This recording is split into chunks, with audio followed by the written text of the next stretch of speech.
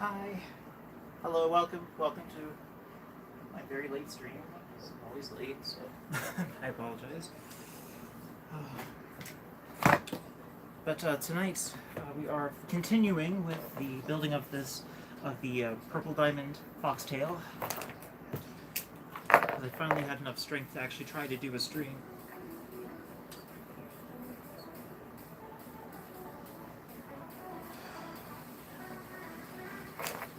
It is not easy trying to get a stream going.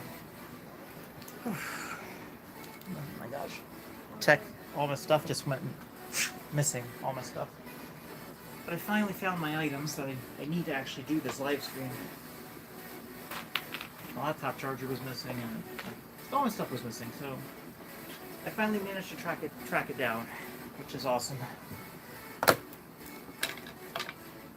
I was having an anxiety attack also, so I had to take a few minutes to prepare myself. Yeah, so I want to turn this art table tonight. We're actually doing it a little different. We're turning it this way. I'm not sure if that's a better look, but I think it will be.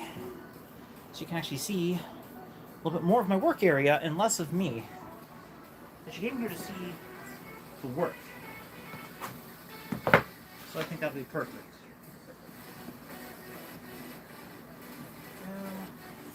Okay, so let's do this. Oh, I organized all of my thread. I put my thread rack, I put it on the side of my cabinet so the thread is off the floor, up and out of the way. Let's put these threads over there too, because they do not need to be in my work area right now. Just pop these on. There we go. It's much better. Okay. Let's take a look here. Oh, thank you. Thank you, Baku Fan 06. Thank you for that. But, yeah, it's a lot better when I'm not stressed out, so hopefully this will help relax me a little bit. Because getting ready for the stream kind of stressing me out a little bit. I was having really bad anxiety. But I think I'll be alright. Okay now. Okay, so where are we at next? So we finished cutting out the black part and the purple diamond. That looks pretty good. Let's flip it this way so you can see it a little better. So that's what we're with right now. So yeah, not too bad. Not too bad. Okay, with this method, what I'm going to be doing is I will be sewing it like this, but then I will be laying the original pattern over top and then trimming out the shape of that pattern into the purple fur. So it gets that nice, crisp edge without reducing the fluffiness. Because we want to keep the fluffiness because it looks good. We like the fluffy stuff. So heck yeah. I'm going to put up this random piece of thread that I found. It's just laying here. I don't know where it came from, but let's put that away. I'm telling you, I just find random stuff laying around. Random. It's upholstery thread. I recognize it. That's what this is. It's upholstery thread. Not typically used in fursuit building. But it's for things like couches, cushions, those kind of things. Something that's going to have a lot of wear and tear on it. Lots of tugging and pulling. So it might actually be a good option for fursuit building, maybe. I have to look more into it. Okay. Random paper clip, get rid of that. Don't need it. Random sticker, get rid of it. Don't need it. Random piece of thread, don't need it. Okay. So this pattern is done. This pattern is done. Let's get these off the table and put them somewhere. I'm not sure where, but somewhere.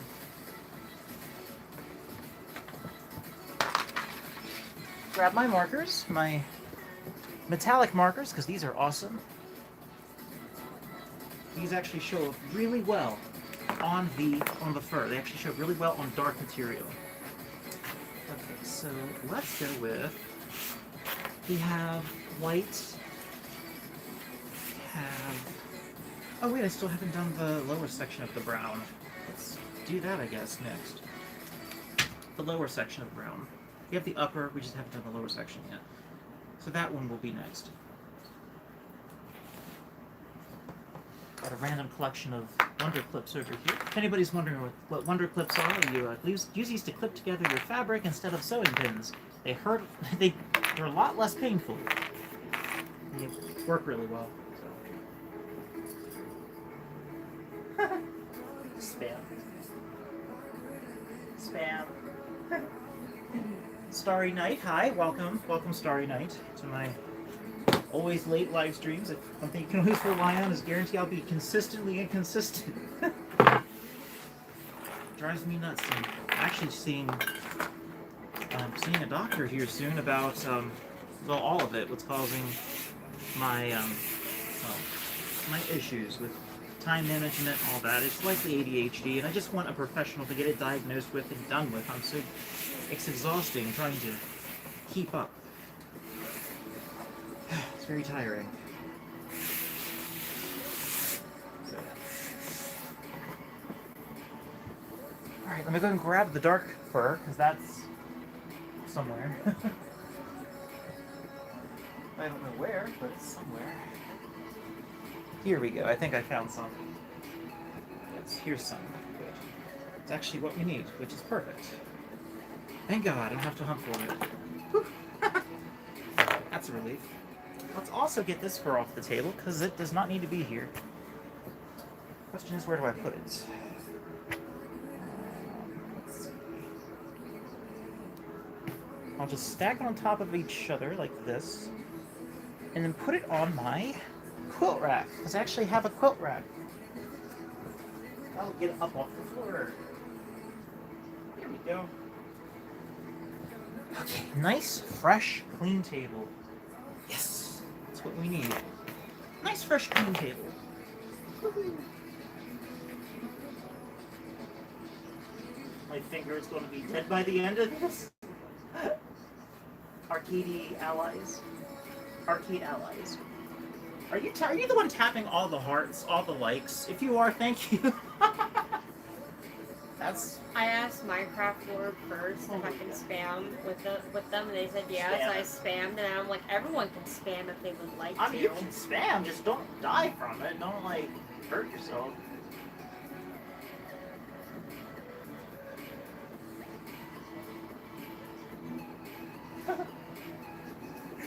So yeah, we're moving on to the fabric here. So, good stuff. I am going to try to be productive. I was going to time myself, but I'm not going to time myself because that doesn't work when I'm talking. I can't talk and work at the same time. Not effectively. So, I'll just vibe. Why is my live stream? Oh, because my volume on my live stream is on. There we go. We don't need a feedback loop.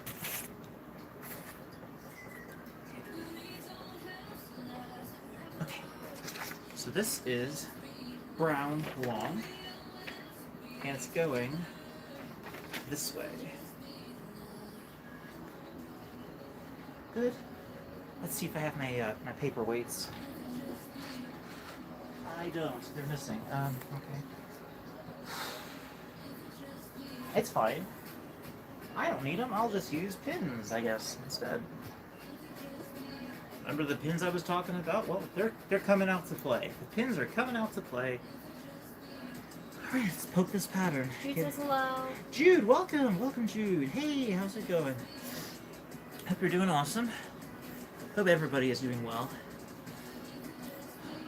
I definitely needed that rest. I was so burnt out from the week. Like, I can't believe it. I fell asleep in my car. Like, I pulled up, put the car in park, and I just fell asleep. Just fell asleep till 1:30 in the morning.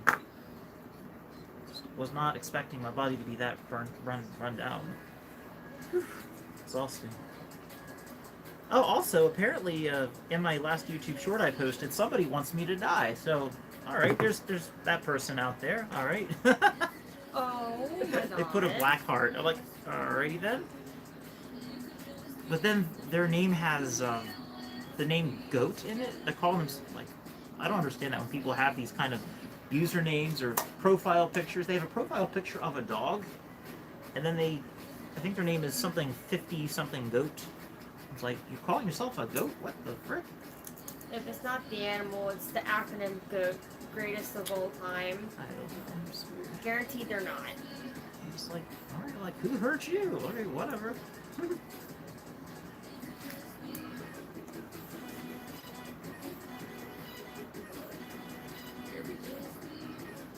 And also, that email that I sent to Jude, they did get it. Oh, great. They I'm glad confirmed Jude it with received me. the email. That's awesome.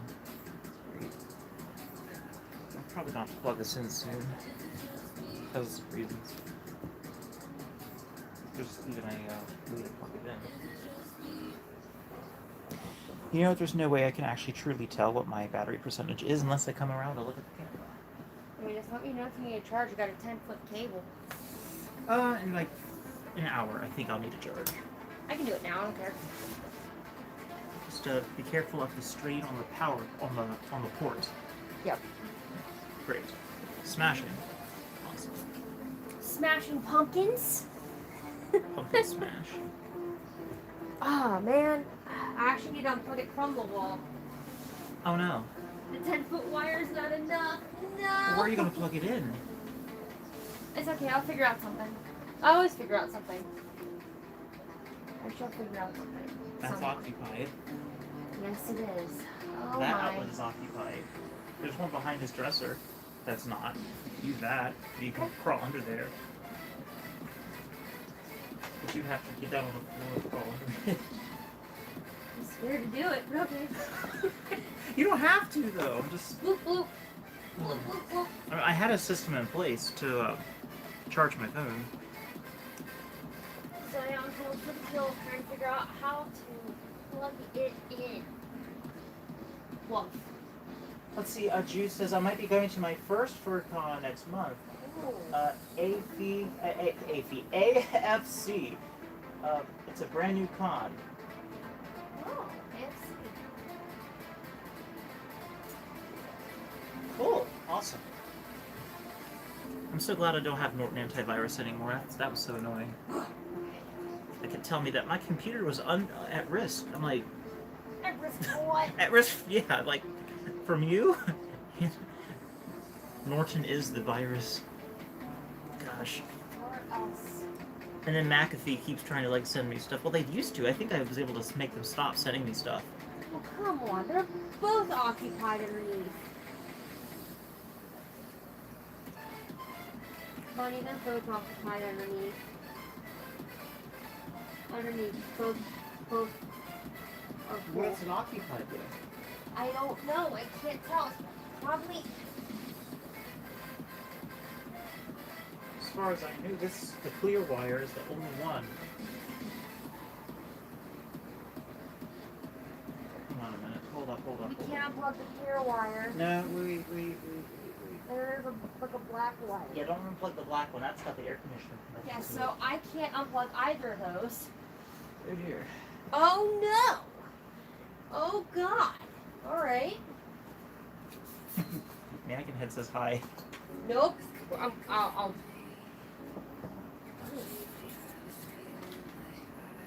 I gotta figure out more ports. That died. What died? The laser pointer. Oh. The laser pointer is dead. Oh my god, everything's trying to die in here. I can't let that happen. It's not a living room, it's a dining room. I don't care! About what? Oh, I think if this does what I'd like it to. Are you sure that thing is 10 feet? It is a 10-foot wire. I don't know what else to do or say. Let's see. Do this I think that's good enough to keep my pattern from shifting all over the place. I hope it's enough. That. Now tear up.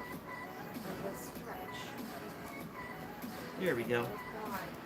That'll do it, I think. Yeah, sometimes you gotta put a lot of pins in a pattern. I can't find my paper weight, so I'm just doing it this way to make ends meet.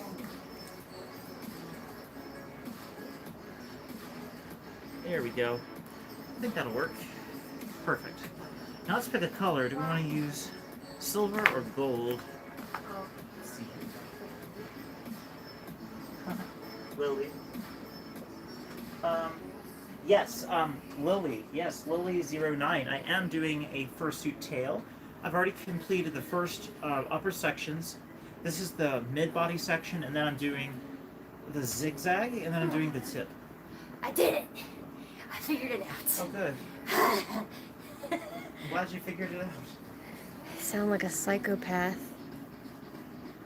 Okay. We're good. Minecraft Lord real. Well, I'd be a fursuit. A fursuit.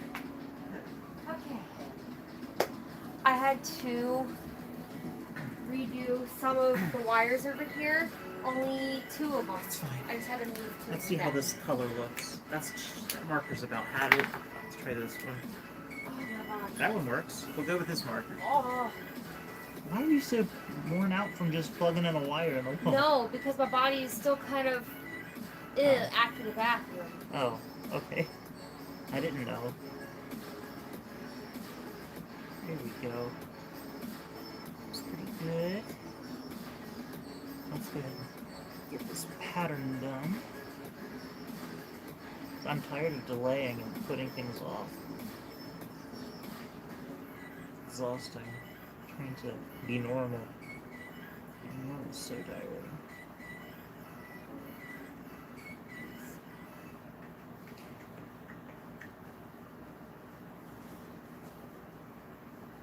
I will check messages here in just a moment. I'm just doing my little thing here.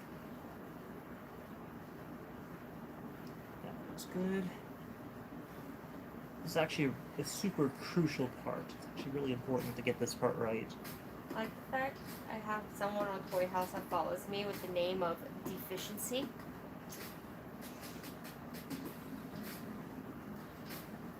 There we go. And people are loving my baby Sprite and Scoops. That's good. That's good. Did I make my first suit? Yes, I did. I did, actually. It's my first one I made. I made it back in 2017, and it's gone through a few upgrades, a few refurbishments a little bit. Nothing too dramatic. Like I swapped out the tongue, I added eyelids, changed the color of the eyes a little bit, gave them different shaped eyelids. Redid some of the fur in the face through it's like stippling, but it's with a felt needle. I did some felt needling to bring some volume back, because when I first made the fursuit head of Coaster, it was a bit. I shaved too close. I gouged some of the fur because it was my first time. And now when I make fursuit heads, I never have that issue any longer. And the reason why I had that issue was because when I put down the fur, I was following a old Floof Suits tutorial, and while a lot of their advice and work is wonderful, super stellar, I followed one of their old tutorials, and this was back in 2017, and I put hot glue all over the foam base, completely covering the entire foam base with hot glue. Not just putting it in strategic locations so that the fur is soft and squishy. Coaster's face is not soft and squishy. You hit it, it's like a football helmet. You hear this, like, on the nose area. Like the forehead, the nose, the chin, the mouth. Hard. Very firm. The cheeks are pretty fluffy, thank goodness. But the muzzle area is so solid. So, like, when people do the nose boops, sometimes I have to, like, kind of lean back a little bit or it'll hurt my nose.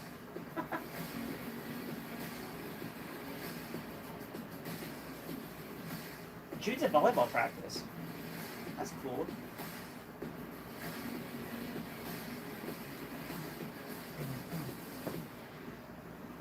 Cool. But yeah, the trick is to shave before you put the fur on the fursuit head, and then when you glue in the deep recesses and areas that people aren't going to be touching or don't need to be soft. Just those areas. That's where you want the hot glue to be. A lot of places, like where your seams will be, some key placing for seams is a good place to apply hot glue to the foam. It allows everything to be nice and smooth and polished looking. Very nice.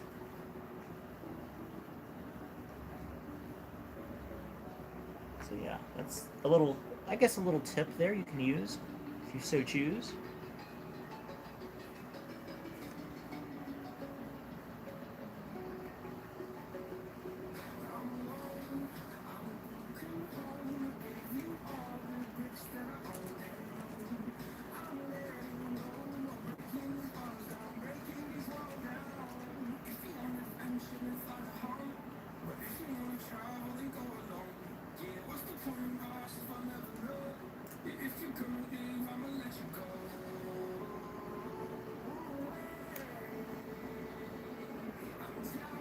Oh my god. You alright? Yeah, Deadpool and Wolverine has surpassed The Passion of Christ to become the highest grossing R-rated film at the domestic box office. That's crazy. And The Passion of Christ held that record for 20 years. Wow. It's crazy. Ryan made sure everything was top notch. That's great. No kidding. Amazing. Well, think about how many more people there are now. That's the thing, too, when people are talking about the box office being smashed year after year or decade after decade, it's like, well, think how many more people are going to the movies or people are watching this now than there were back then. It's not really surprising that numbers increase.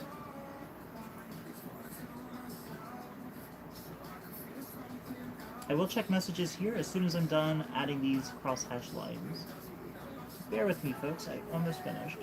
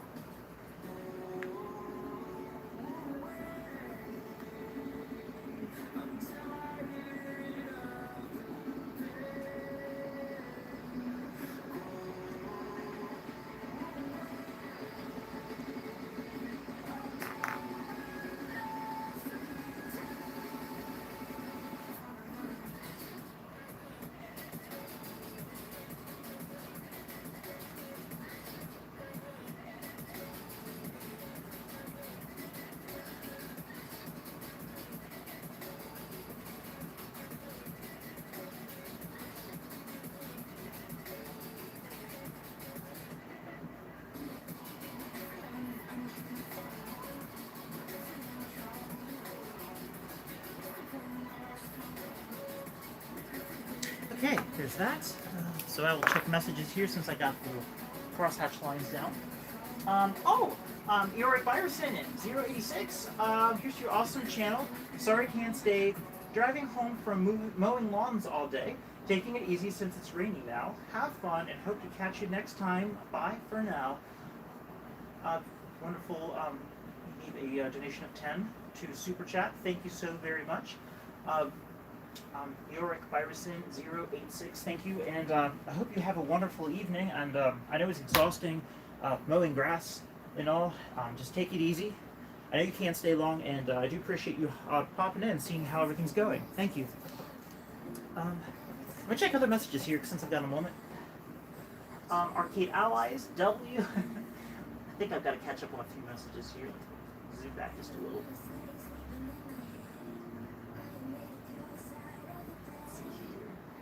Minecraft Lord, I might just go to My Head is Killing. Y'all House of 5. Look at this one. Pointer Dalmatian Mix from Lily09. Wow, Minecraft Lord says I have a lab lurcher and a labaloo. Labaluow. Huh. Erica, hi, welcome.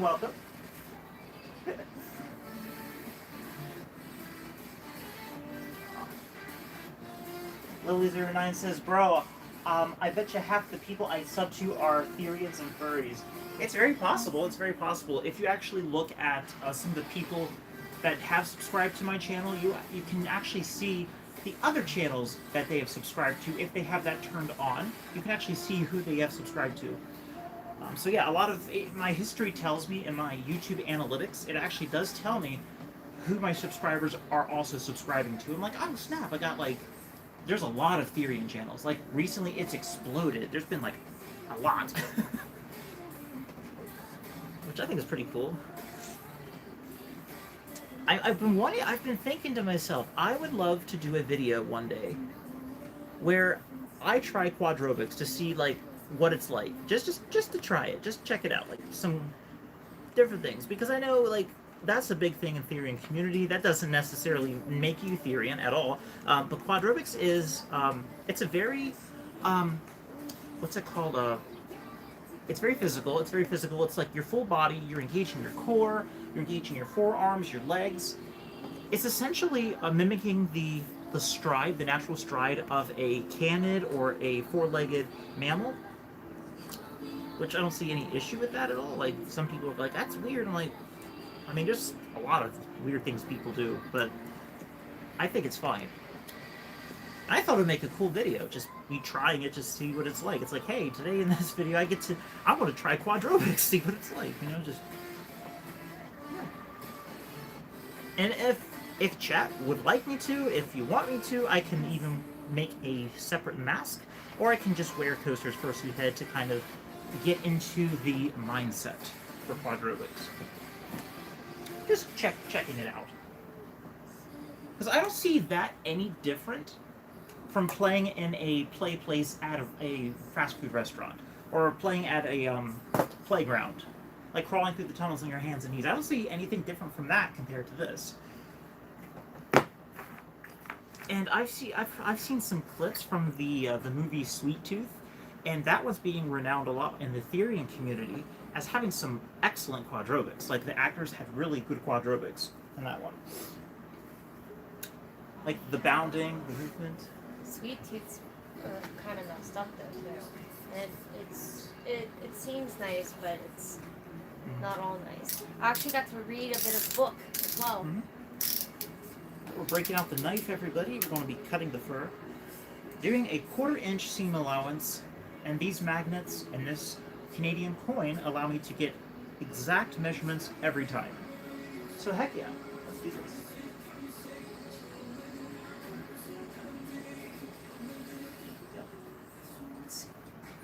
Stop, I want to sleep.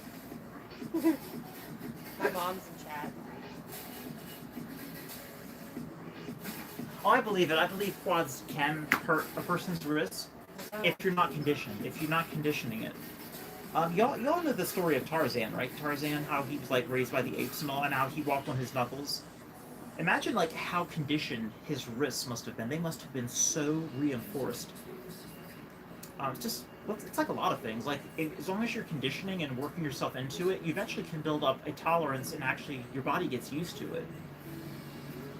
Just like pull-ups. Pull-ups are freaking hard for me to do. But if I kept doing it, I would get used to it and it would feel like nothing. It would cause me a lot of wrist pain.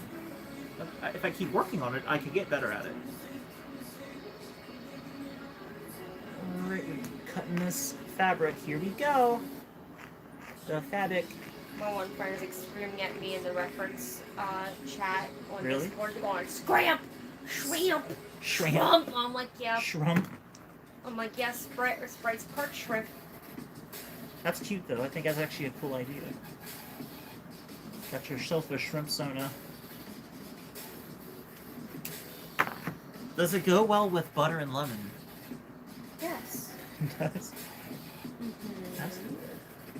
Oh no! When we went to Olive Garden, like it had the shrimp scampi. Holy cow! I'll I sit haven't been there. to Olive Garden in ages. I'll make sure that they put some shredded cheese around on the top of it. Mm-hmm. And just say when. I'm like, mmm. Just say when. And someone look at me like, "You good?" I'm like, mmm. and then I'll tell them when to stop, and then I'll squeeze some lemon over top of it. Oh, it's nice. Oh yeah. Lemon on top really adds some nice savory flavor. Gosh, makes me want to go out and eat food, but I can't afford it.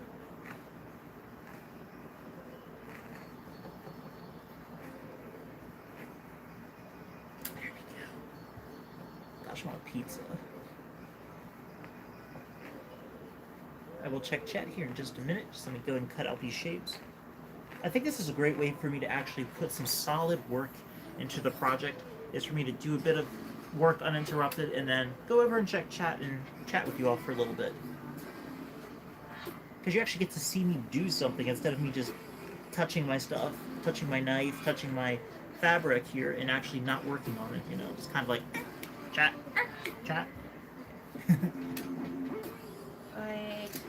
All I gotta do is share the live stream on my Telegram. That's fine. Take your time. No rush. Okay.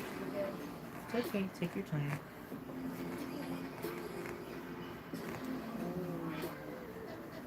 Oh, excuse me. We'll see what the camera is picking up. Oh, it's not picking up much. Let me tip down my laser light. Let's give chat a little bit more to look at. There. Chat a little bit more to look at. I don't want to be boring. That's better. My little it's like a star shower, but it's from Mercury Innovations. So gives my background a little bit more life. Okay, back to the knife.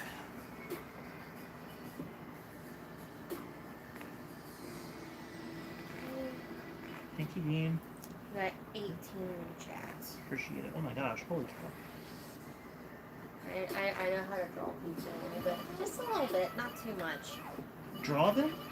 Not physically draw them on paper. I'm talking about like a traction, a pool. Oh, okay. That's good though. Good though. Marketing analysis. Oh. Hello, Timber. Hi. Welcome to chat. Welcome. And your mom here. This is Melanie Mills. Hello. I told you my mom's in chat. Oh, Lily09 asks, I'm making a paper dragon. White border or no white border? I'll say no white border. And then if you want to add one later on, it might be easier just to add it later on. But for now, I'd say no white border.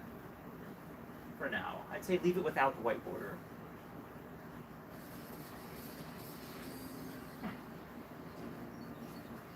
Yeah, you can add your white border later if you think it looks better with it, but for now, you can leave it without. Yeah. That'd be cool. Check it out.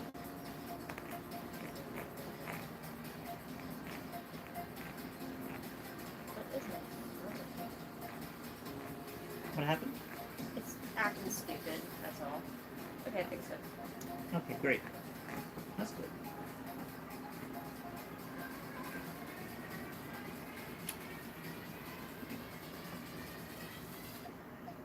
And I did also post it in my community tab. Thank you. Appreciate it.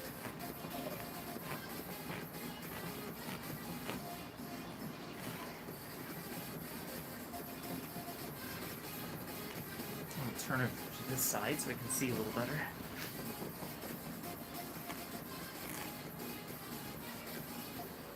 Do a back blade.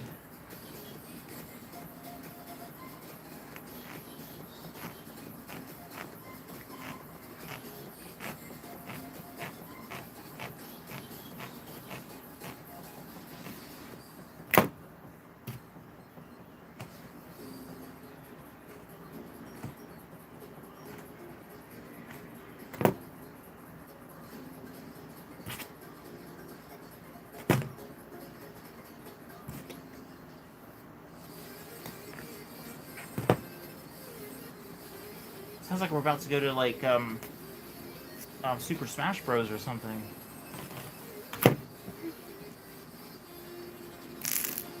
Get these pins out here.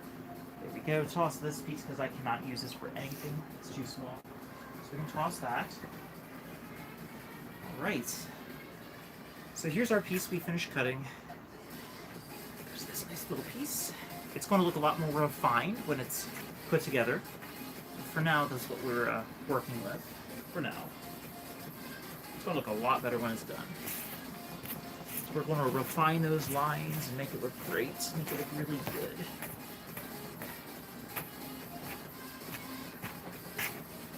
Get this excess fur that fell off. Get that out of here.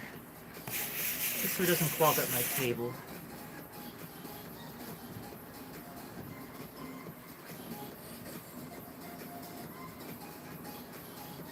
Okay, get this excess fur off too.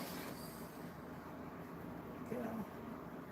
All right, looking good, looking good, looking good. So there's that piece.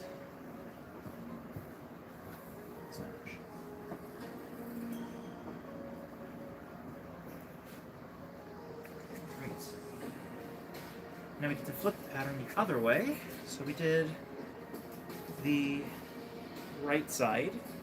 That's the side we did, was the right side. I have to label this. R.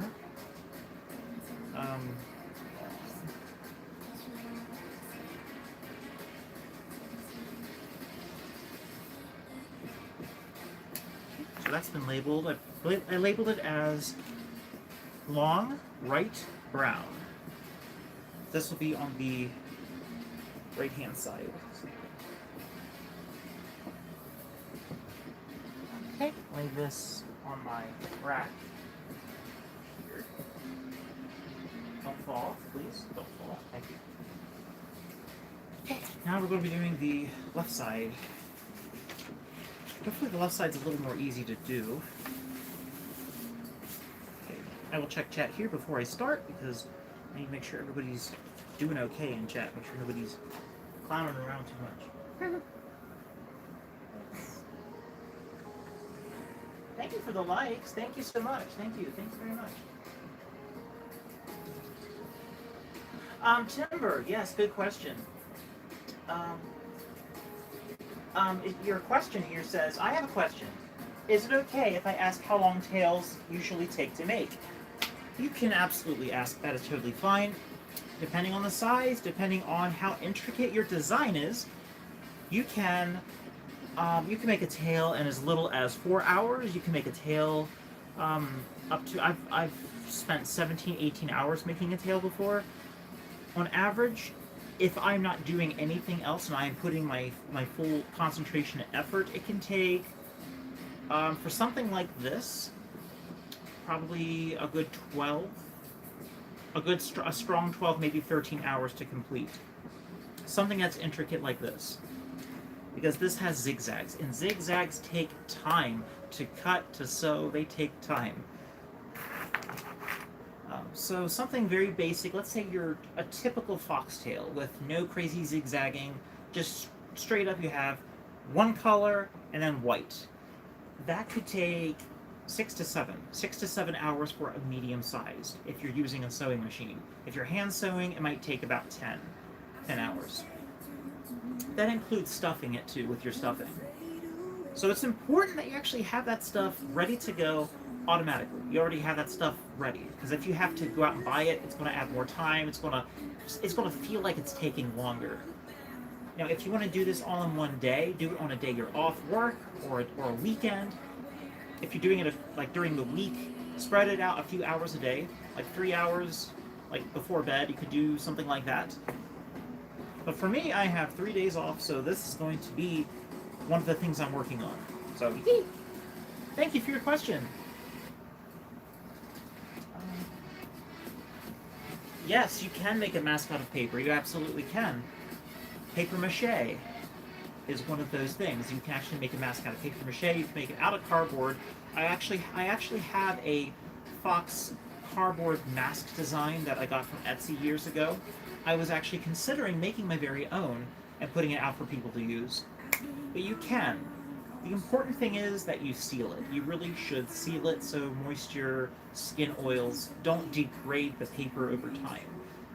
Paper is something that also is very susceptible to creasing.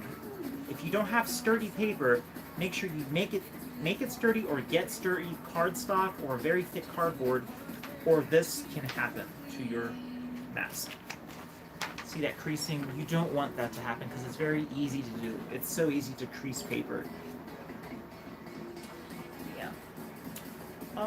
And when you're storing it, make sure you have some place that's up, away from objects that might crush the mask, things that might cause issues. This is stuff that we, as fursuit makers, never used to give advice on. We never used to ever give advice on making paper masks or storing them. We always would say, don't use paper. And that's we would just leave it at that.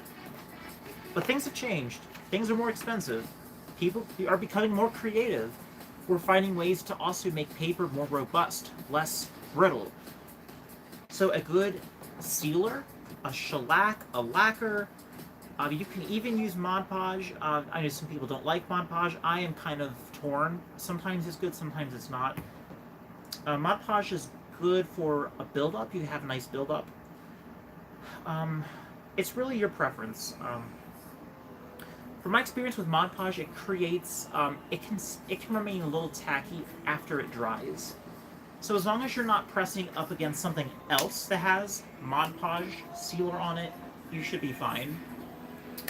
You can get a nice glossy finish with Mod Podge, nice high build, but you might see brush strokes. That's one of the reasons I don't like paint on Mod Podge, is you can get brush strokes. So that's one thing. I'm trying to think what else. Like shellac, if you get a good shellac or a good... There's different kinds of sealers. Check it out. Those are good options. Check those out. Now you can actually get really creative with your brush strokes. You can have your brush strokes where it actually creates texture, and that's when it's good. If you're going in every different direction, that does not look good for brush strokes. But if you already want to create that illusion of fur, some brush strokes might actually help accentuate that look. So it's really up to you. Experiment, get a piece of paper, paint it with acrylic paint, see what it looks like when you brush stroke it, see what it looks like. Also, it's better to add several thin layers than one big thick layer. Remember that. Things were going to look a lot better if you add several thin layers instead of one big thick layer when it comes to painting or sealing something.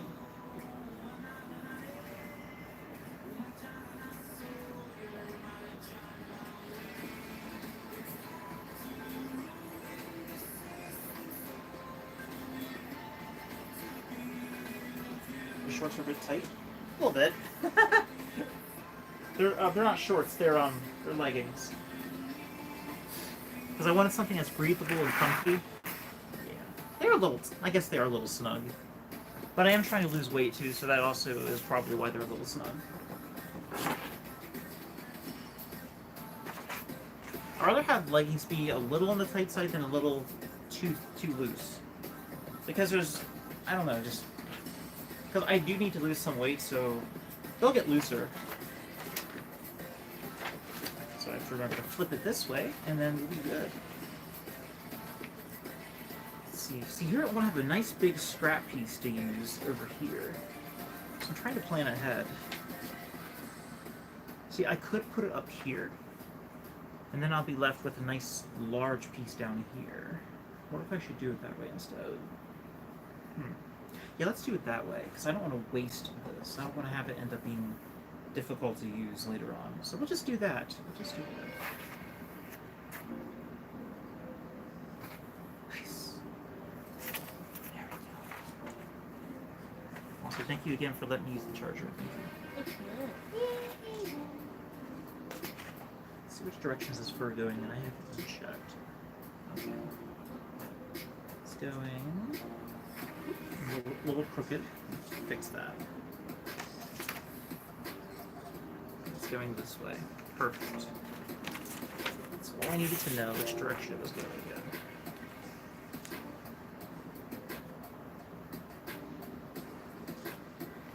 Perfect. Now I need to put that down for good measurements, and then get my pins out and start pinning this in place.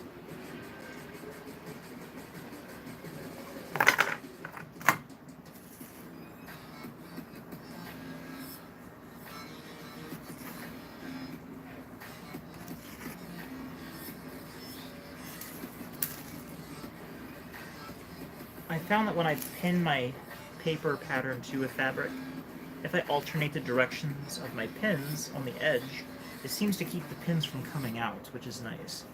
That actually helps a lot when it comes to this kind of thing here. The alternation.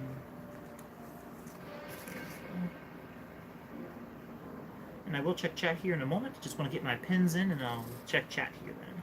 Check chat. Chit chat. Check chat.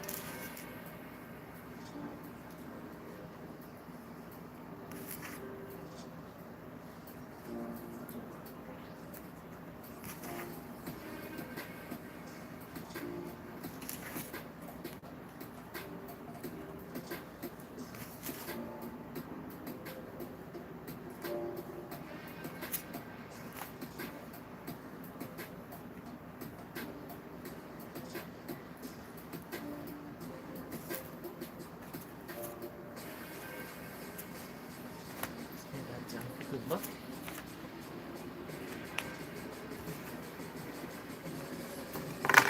Looks like we might need a few more pins than last time. This pattern really wants to rise up on me. I'll call it an uprising at this point.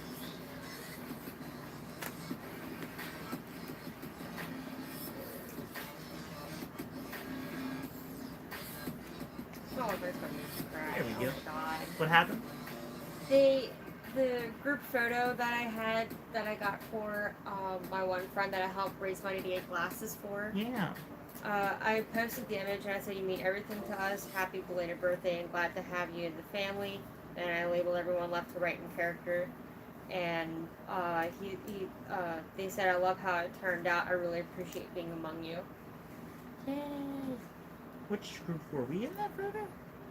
Huh? Which photo are we talking about? It's one where it has me and Tiffany and Ziggy and Fluffy Ant. Where is this photo at? Where is it from? I had it commissioned. Oh. It's the art commissioner. Oh, okay. I thought it was a group photo, like an actual photograph. You know how much I paid for that? No. $20. Wow. Holy moly. That's not bad. I sat there, I'm like, why 20? And they're like, I need to do the discount stuff. I'm like, Okay, what? pattern is pinned. Now we can trace their outline. I will check chat, as I said. I will check chat. Let's see.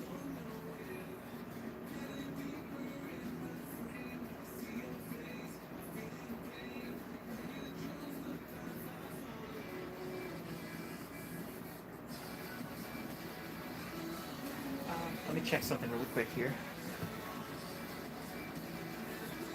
So question from chat.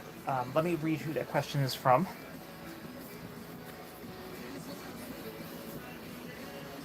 Okay.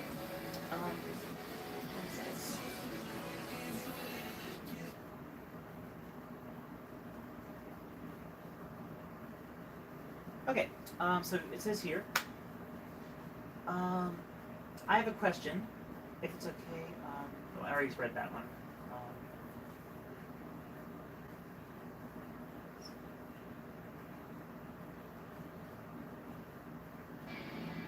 There we go.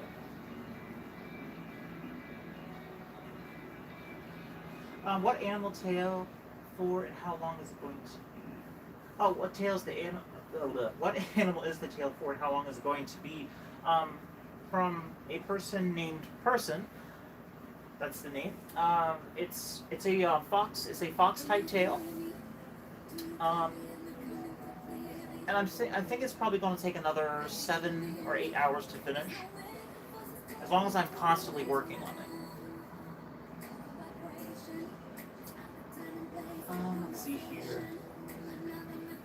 And Timber says, thank you, I'm just worrying because I have a con in 2 weeks, and I haven't made a tail for the fursuit I'm bringing yet, and the tail is a white dog tail. I will give you a quick little idea of how to make this go by as a breeze. First of all, how long do you want your tail to be? How wide do you want it to be? A very simple way to draw a design is the half-moon crescent shape. This is what you do. So, take a ruler, or whatever the case is. You can get one with a hole in it. Put it on a piece of paper and draw like this. Just draw. You don't even have to use the ruler. You can just take here, I'll show you. Just take a marker and just draw a crescent shape. Now, draw another crescent shape and match the corners. So you want to create almost like a half moon shape. You can make it thicker if you want. You can make that curve a lot deeper. You can draw a little shallow piece. This. It's a really easy way to draw your shape. And what you do is when you draw on your paper, you can then mark it right side, flip the paper over, left side, cut it out, create some little crosshatch lines on the sides to match up your pattern, put it on some fur, cut it out, match up the two pieces, sew it together, stuff it, get some elastic, and this is like a quick and dirty way to make a fursuit tail. You take some elastic and you just stitch it onto the end, stick your belt through it, and you're done. That's the quickest, easiest way to go. And if you're using white fur, you're going to have a breeze making this. You can probably make one in 3 hours. If you're hand sewing, maybe 5. But you can, yeah, you can do this in 2 weeks. You absolutely can make that happen in 2 weeks. Yeah, the crescent shape, it's a very easy method because you don't have to create a lot of crazy swoops and bends. I like to be very organic with my shape, so I will create a lot of bends and swoops and curves. But yeah, just the regular half moon, the crescent shape. You just that'll be your shape. If you're a bigger person or if you're a shorter person, you can make that crescent larger or smaller in accordance to your body shape. Whenever I make a fursuit tail for a person, I usually ask them, how tall are you? I'll say, do you want your tail to be a floor dragger? Okay. How tall are you? And what I'll do is I will take their height, cut it in half, and then that is how long I make their tail. If they want to be a floor dragger, like where it just touches the floor, that's what I do. If they want it to not touch the floor, I will divide their height into thirds. So it will be above the floor, but it will never touch. If they want it to be shorter, I just keep going and breaking it down. I keep like dividing it into to halves, thirds, and fourths, because it goes into the correlation of their body height, and if it's kind of like the mathematical equation of the golden ratio, which that's something else entirely. But it does work, and every person I've made a tail for, they love it. They love the length, the height, everything about it. It works. Also, you had a question.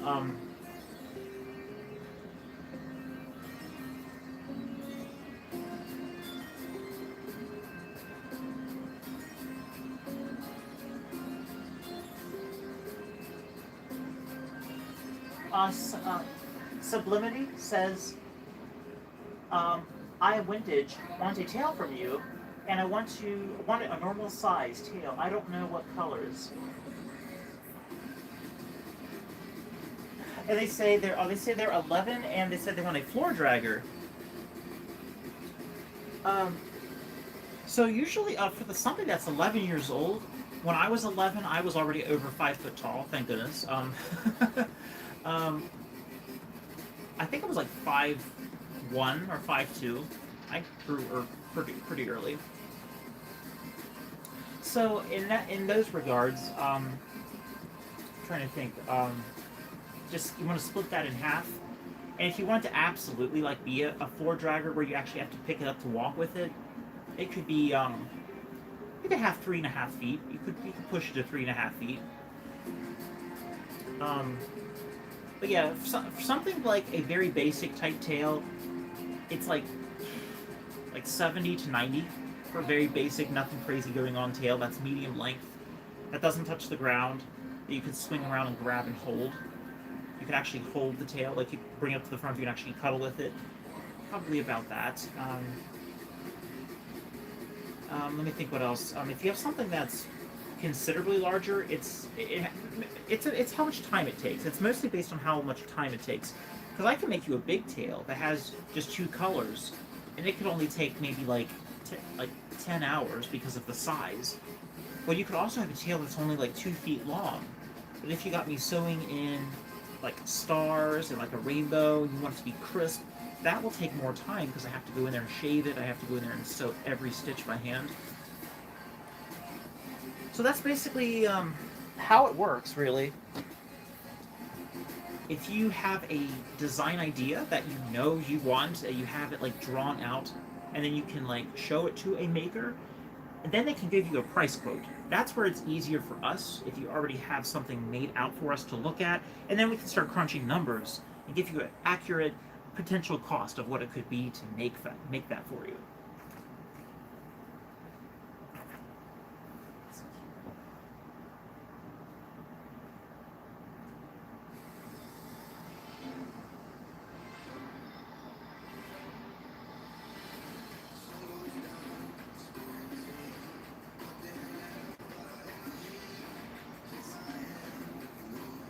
Gina Lasher, hello, hi, welcome. Emily's in the chat. Emily says the 13 they're 5'6". Okay. Still. And Sublimity says the colors they want are black, gray, and white. I mean, that sounds easy enough. Yeah. I don't normally give quotes on stream, but it definitely sounds like it would be like it has 3 colors, and I do have all 3 of those colors. But yeah, something like that. That would probably cost around 100, 110, because it sounds pretty basic, but it does use 3 fur colors. And if it's about 3 feet long, that is a considerable amount of fabric. But it doesn't sound like there's anything crazy going on, so it might not be that much. But that's just a loose estimate.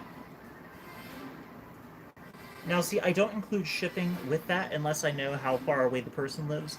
And then I can say, hey, it costs this much, includes shipping, and then just call it a one-and-done thing.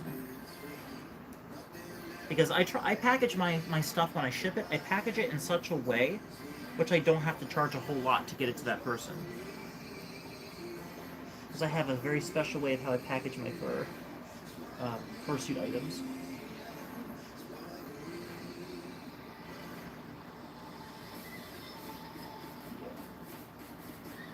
There is even also the option the person can come and pick it up if they're pretty local, so they don't have to pay a lot for shipping. That's also an option, and I have had a person do that before. I actually have.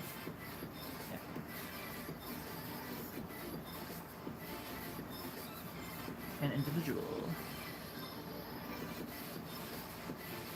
How long do I do my lives? I remember that question. Usually about 2.5 hours is what I've been averaging out at. Because I find that I do work a lot faster when I'm not doing a live. I do seem to slow down when I'm talking. Because it's like I have to process what I'm going to say, and it takes my focus off of my work. So it does slow me down a little bit. But I like doing lives, because it makes me feel like I'm talking to people and not necessarily just being all by myself constantly. Where I have to create content, and then I'm just kind of like, gosh, I sure hope somebody watches this. It's like, is there anyone out there? But, you know, it's good to talk to some people a little bit, kind of reconnect. Have someone to talk to. Yeah. So I'm not constantly just being the lone island with you. The lone island.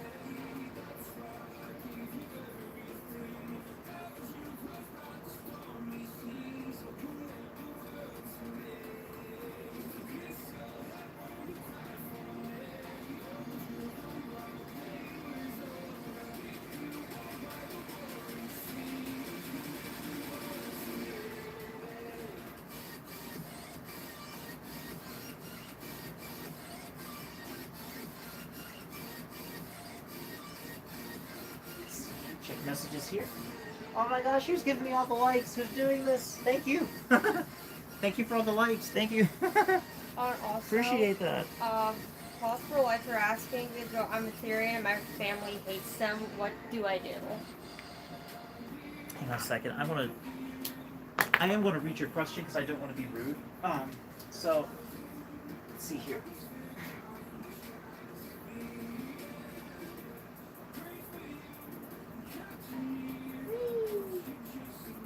Let's see here.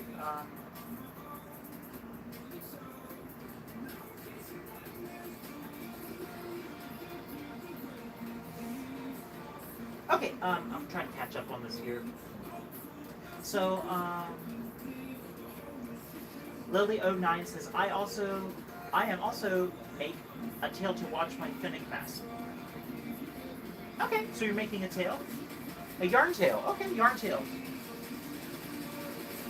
Yarn tails are actually really cost effective, but they can take a while to make. That's the thing is, yarn tails are super cost friendly. Anyone can make one. They don't take a lot of skill to make, but they take a heck of a long time because you have to brush out the strands of yarn. So they do take time, but the final results look amazing. They really do look good. Let's see. SPOCIDZ says, I remember a few years back, a friend made themselves some paws. They came out great, especially for the first attempt. I hope they continue to make cool stuff. Well, I do as well, especially if that was for the first attempt. That's really good. They're a natural. They're a natural at it. That's great. That's great.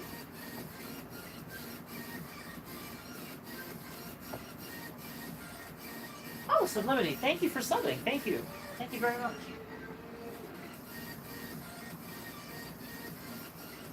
Okay, and then we have Pause for Life. I will read your comment.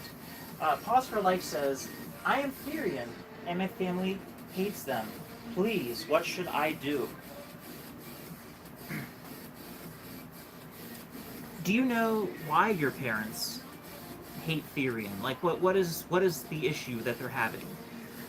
I'm asking this directly for you because I know you're experiencing some shear in your family with that. And the important thing to remember is ultimately your life is yours to live and no one else's. That is the main thing to remember.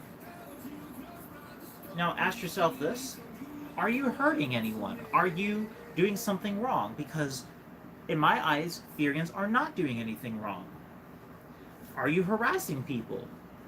If the answer is no, then you are good. If you feel like you need to say something to convince your parents of something that you enjoy doing, if you feel like you need to win them over, you do not need to win them over, but if you feel like you need to talk to them, you can explain that to them. That you're doing something that you enjoy doing, it's something that is natural to you, that you don't see anything wrong with. And if the parents are worried about the opinions of other people, then that's an unhealthy mindset, because that means they are insecure. So the important thing is, enjoy life while it's here, because it's not going to be here forever. And if other people are so worried about telling you what to do and what not to do, and they're just... The important thing is have knowledge of things. The parents should be more insightful, more understanding of stuff. Because the thing that causes fear is ignorance. That's the thing that causes people to fear. And when people fear things, they distrust things, they have issues with it. They're like, oh, I don't like that, because it's like, well, why don't you like this? That's the important thing to ask a person that says they hate something. It's like, why do you hate it? Why do you feel uncomfortable? If it's because you don't know a lot about it or you think it's weird, I can help you understand it so you don't have to feel so afraid. They continue because they responded as well.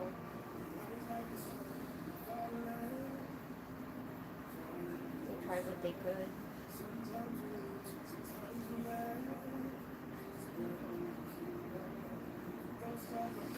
Rams Gaming Adventures, hello.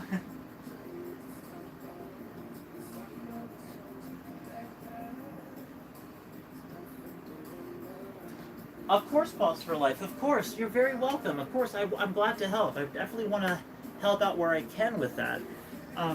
Definitely want to help out where I can. Because that's the thing too. Like, people, like, you are still you. You haven't changed. You're still the same person. And people will always have quirks and hobbies and different things that they pick up throughout life, or sometimes self-discovery. And as long as you are not deliberately inflicting harm on someone else, I don't see why their parents should be having issues with other people living their life in their own way.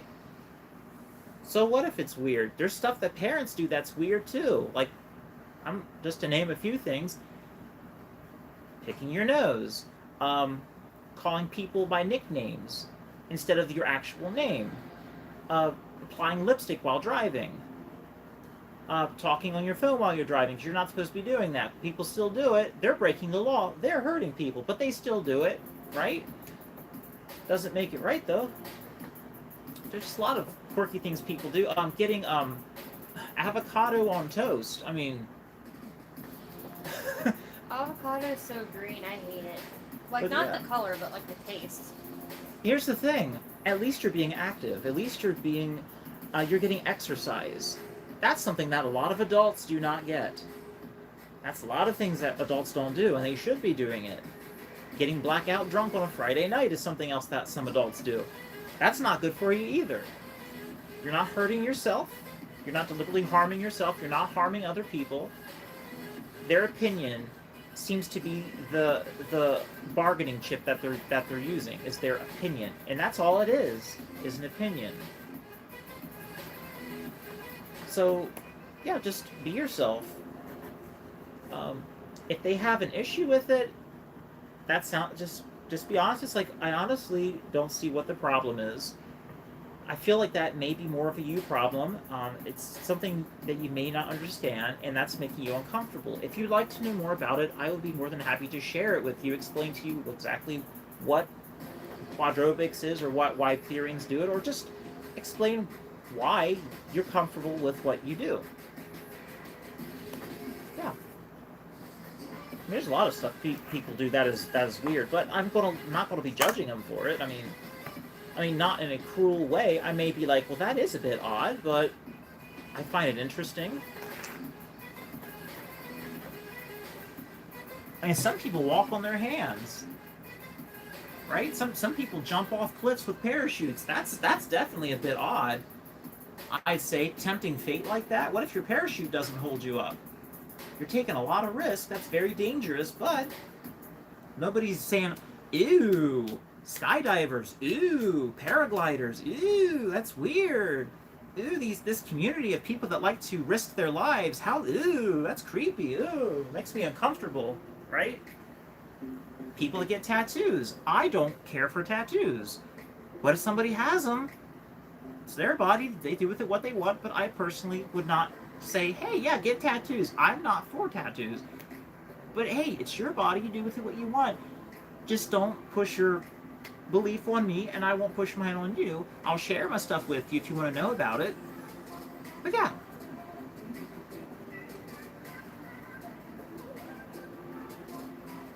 Yeah. Yeah, Lily, exactly. Very good, Lily. Yes.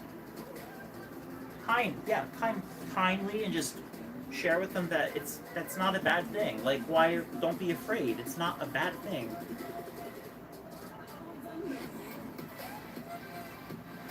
Also, explain to them that no, you do not use litter boxes, because that's something else that big news media likes to push stories about extreme nonsense. I'm sure there is an individual out there somewhere that uses a litter box because, like I said, adults are weird. People do stuff all the time. But no, I absolutely do not believe that, like, 99% of anybody uses a litter box. You know what I think is weird? Bidets. I think they are the weirdest thing to have for a toilet seat, and some people love them. If you don't know what a bidet is, look it up. I will say no more.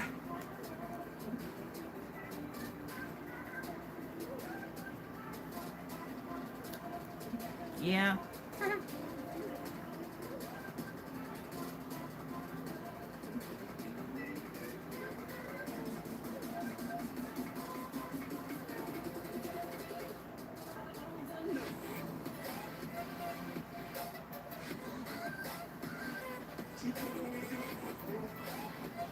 That's good. That's good. I will check messages here in just a minute. I just have to catch up on this a little bit. My apologies.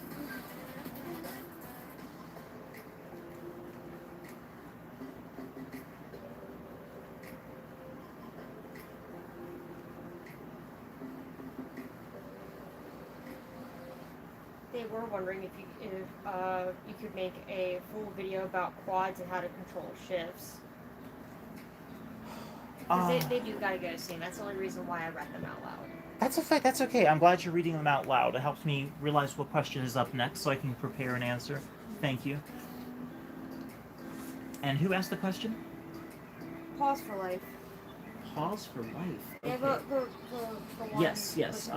Pause for life. Your question about controlling shifts. That is a good question. I myself am not Therian. I'll just go ahead and lay that out for you. I may come off that way with the kind of content I post. I am part of furry fandom. I do have persona. However, my mate, my significant other, is Therian. So a lot of different, I guess a lot of different lifestyle like quirks and different things that we have for each other is that what kind of shifting do you seem to be having? What kind of shifting are you having? Just that would help me understand better, because I can't just straight up tell you right off the fly, like, hey, this is what's happening. This is what's happening. This is what you need to do. Are you having? Because what my girlfriend will have, what she'll have is, she'll have ear twitching. She'll have ear twitching, or she'll have phantom limb, where she'll feel ears on top of her head twitching, and she'll have the phantom limb where she has, is it a wolf tail? Usually it's wolf tail. As of late, it's been the Buceron tail. It's not been pleasant.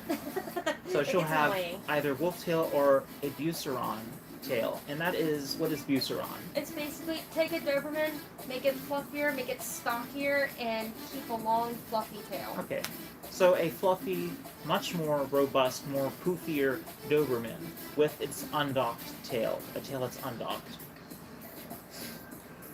So what do you do to, I guess you say, monitor or control your shifts? I will say, with going through with the mental shifts. Come closer. Because mental shifts, they do also trigger the phantom limb and whatnot. Okay, so you have mental shifts, and you also have, I guess, physical. You do have so manifesting. You have mental that manifests into physical sensation. Yeah.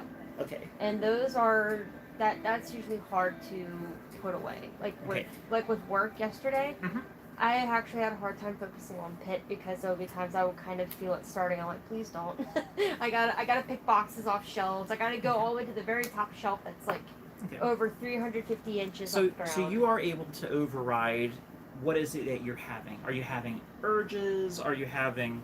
You said you're having the tics. You're having like tics. Yeah, it's usually like depending on how the movement is, or however much it's the course of the imagination for me. Okay. So usually like it's a certain, like if I'm in a vehicle and it's going at a certain speed, if I have certain music playing as well and the imagination is racing, I'll then start having those urges to want to run on a constant. Okay. Like it's not like the howling, the yipping, the barking. It's the running. It's the running bit, because it just gives me that urgency of wanting to just go past everything. So you're having the urge to want to break free and run as free as the wind, especially when you're in a situation or you're in a moving vehicle, and let's say there's some really great upbeat music that has a great rhythm. A beat that makes you feel like you're already running, and then you look out and you start having the sensation that you could leap out and just start running like with the pack of wolves that you could imagine in your mind. Yeah, like usually, as well as another one that a lot of people that are within the community would understand, looking out the window, and then you just have the imagination of either your own Therian self or that spirit animal of itself running right beside the vehicle at the pace that it's going, running right next to it. If there's like different dips and tunnels and stuff, you see it go through it, you see it come out the other side. It's another thing that pops up as well. Especially like with the one Stray Kids song where it has the delayed instrumental, that one constantly puts me in a state of wanting to run. which is why at times I'll sit there, I'll play that a lot. If I'm not playing that, I'm playing Brought the Heat Back by Hypen, which also does that.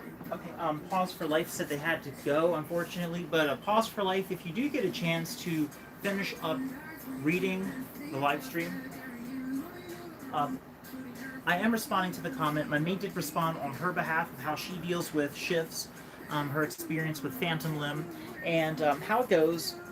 Um, she will get the shifts sometimes at work, sometimes if we are in a moving car. The sense of the open scenery, open field of nature. She has the feeling that her soul, or she just wants to get out and just run free as like a pack of wolves running across the plain, and just, or sometimes she can imagine her alter self running free in nature without the weighing down responsibilities of the adult, just the things that weigh down an individual's soul with work, with labor, with just having to conform to society, being able to break free and be one with nature. Now, how she controls these things? Um, how did you say you control your shifts? Usually, A lot of it is just having to just kind of living in the moment and then snapping back to where you need. You like, I have a responsibility to do.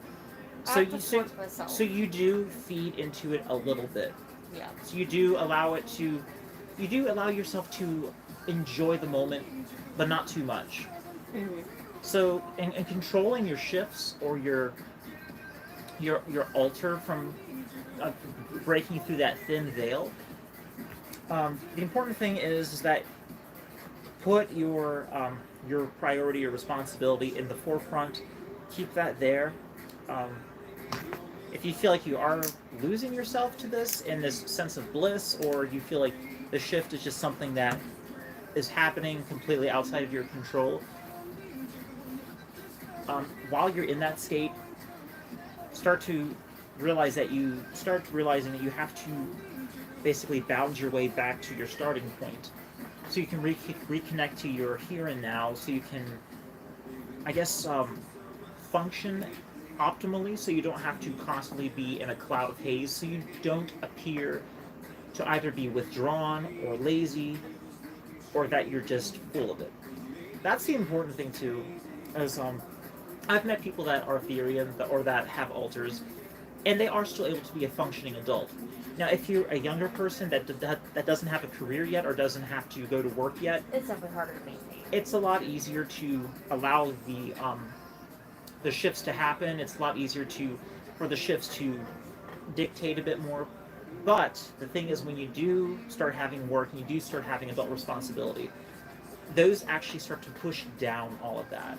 So it gets harder and harder for your shifts, for those urges, or just the feelings of your alter self coming through. It will start to actually tone that down naturally. Because I don't like having an adult responsibility of having to go to work almost every day, but yeah.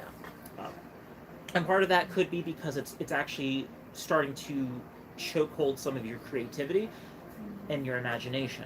And that's a lot of the thing with personas, or just furry fandom, or just in theory, and from what I've observed, is it does seem to have a lot of unchained imagination. It doesn't seem to have the life squeezed out of it, with all the problems and all the bills and all the constantly having to go to work every day and the stress of being an adult.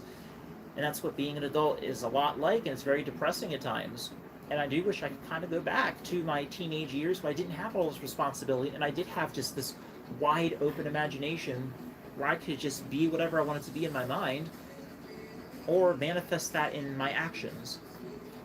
And that's the closest I can get to what Therian is um, your alter spiritual self finding its manifesting form when it's allowed to, when it's actually able to break through that veil of human conformity and things. That's the only real thing. 'Cause, yeah, I've had this. I used to do face makeup.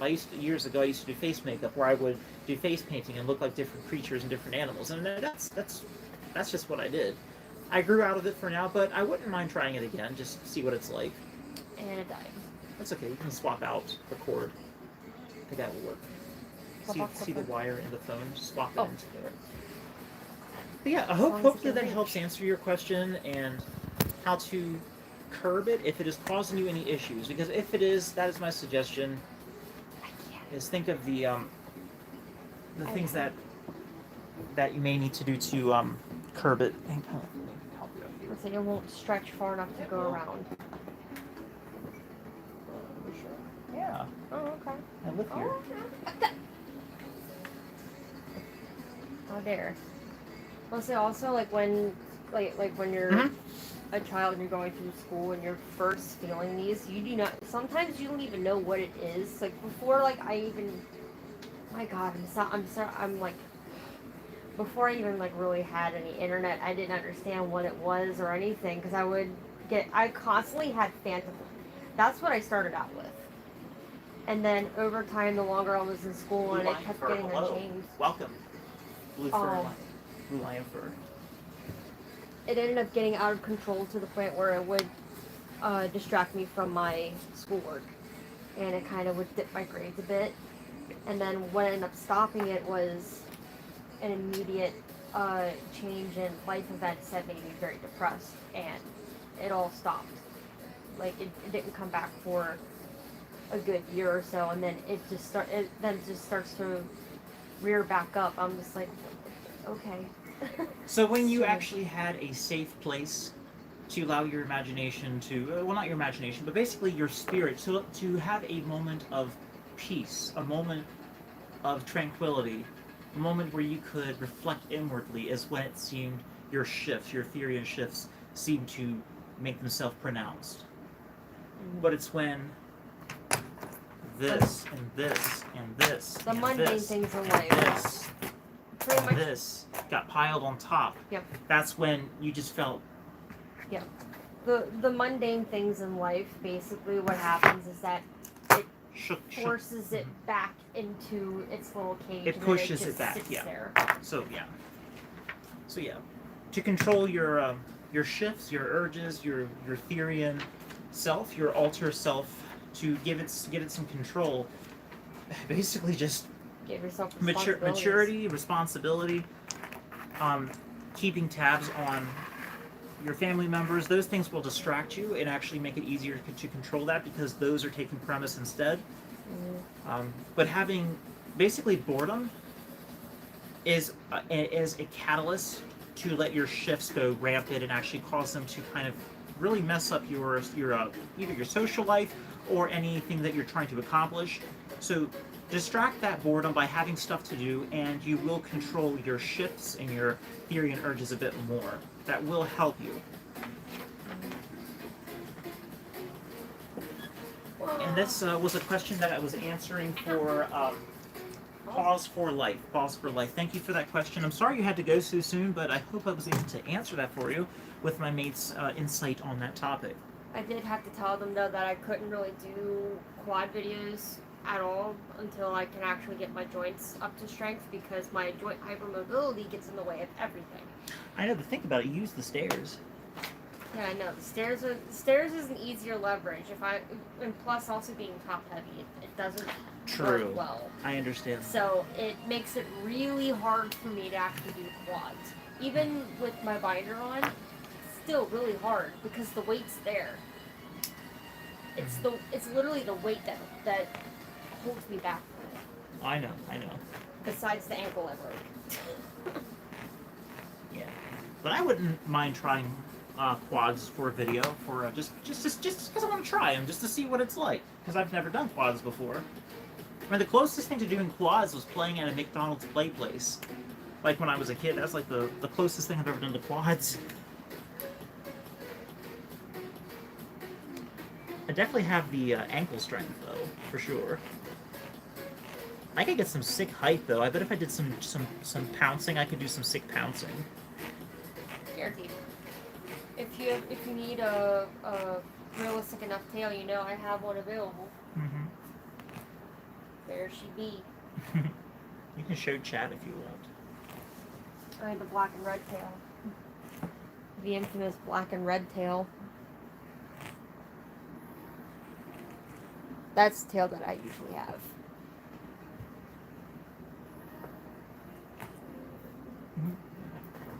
this. Would you like mind telling chat where you got it?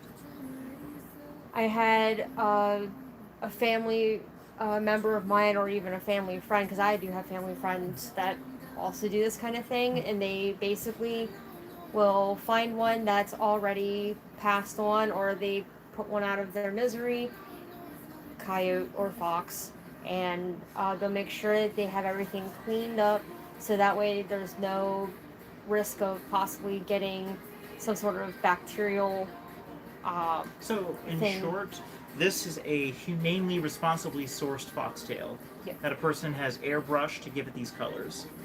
And so with him, with both of them, they don't take on customs. It was just to replace the one that I had ripped off of me back in Boonesboro.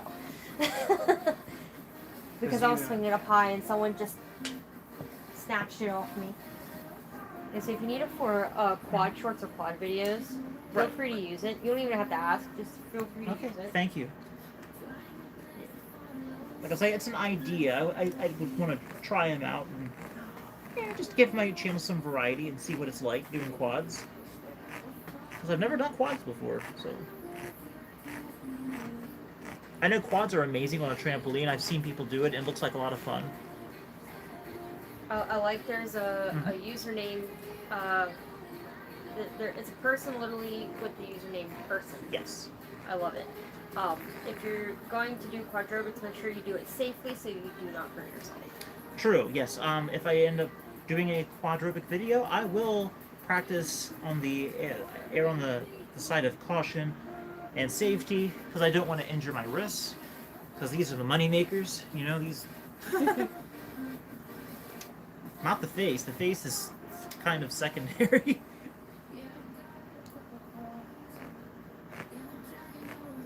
There we go. But that'd be cool, though. And we've got a nice yard we could do it in. And no neighbors can see in the yard because we have hedges all around it, so it's like a perfect spot to do quads. It's 2 a.m. for Stardust. 2 a.m.? Holy cow. I'm sorry, I didn't know it was that late. Or early. Early? Late? Same difference at this rate. And then Timber goes, I brushed a worm on a string I made myself a few years ago, and now it looks like a pink foxtail. Shades emoji. Yay. That's cool, though. That's really cool. Worm on a string.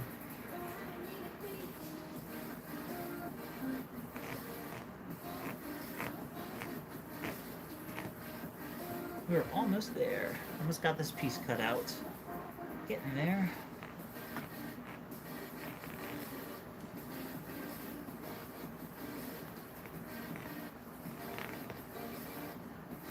What I might do for Archie, because we're going to do an andro form of Sprite, I'm going to...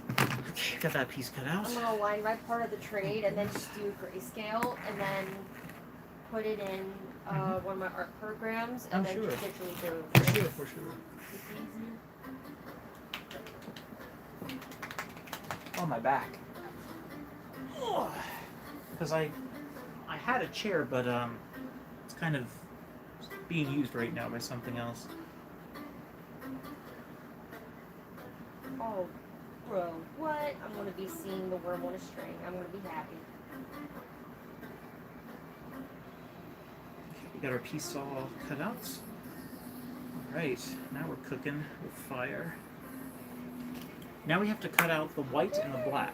So let's do the white first and then we'll do the black. Because the black is a bit more tedious. Oh, and also ended up finishing. This is the whip that I sent Archie, and they were talking about wanting to throw up over it.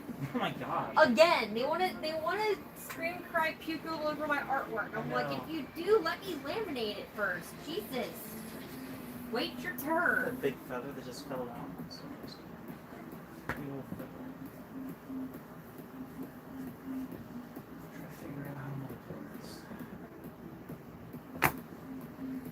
What the heck? Where'd that... I brought Chester!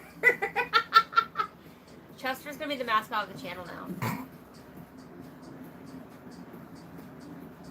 Don't worry, he's been taken really good care of. The next time I see the stand of the people that did these plushies, I am getting a shark one next. So you can have a little friend to commit taxes with. Pickle evasion.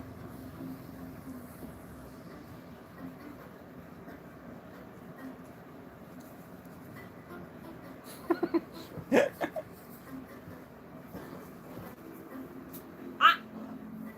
That's fine, it actually works. Yes, it is. It looks like I'm going to be using black instead because I can't find my white fur, so maybe it's going to be black. Yeah, it might have to be black.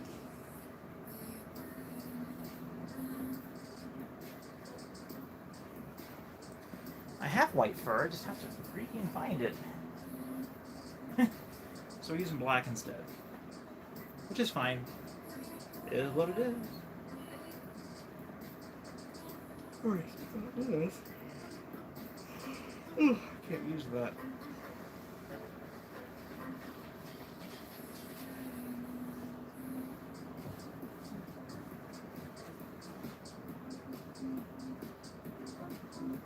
You okay? Yes. Good. That's great.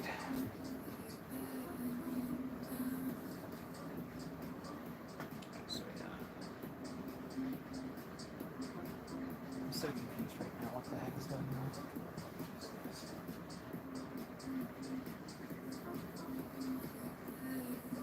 I guess that's the same fur. I think it's the same. Huh, that's kind of odd.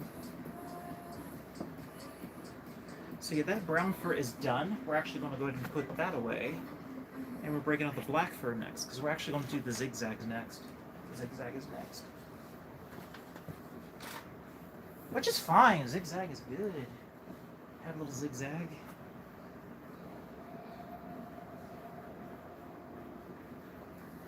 Roll this up nice and neat.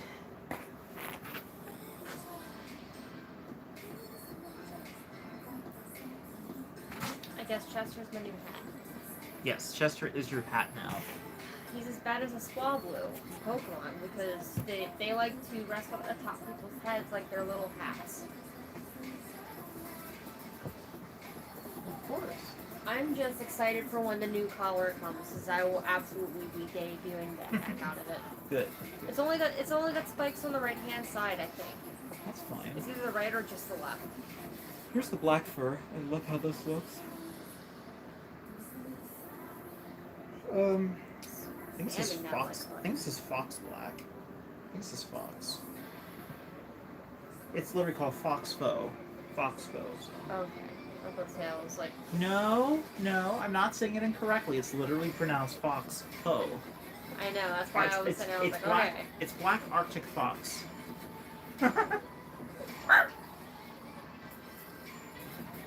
Stardust, hi.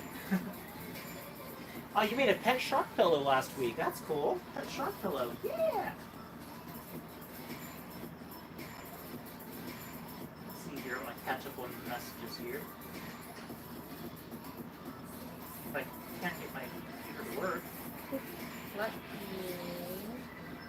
check out the channel. There we I go. don't have to see their posts. Oh!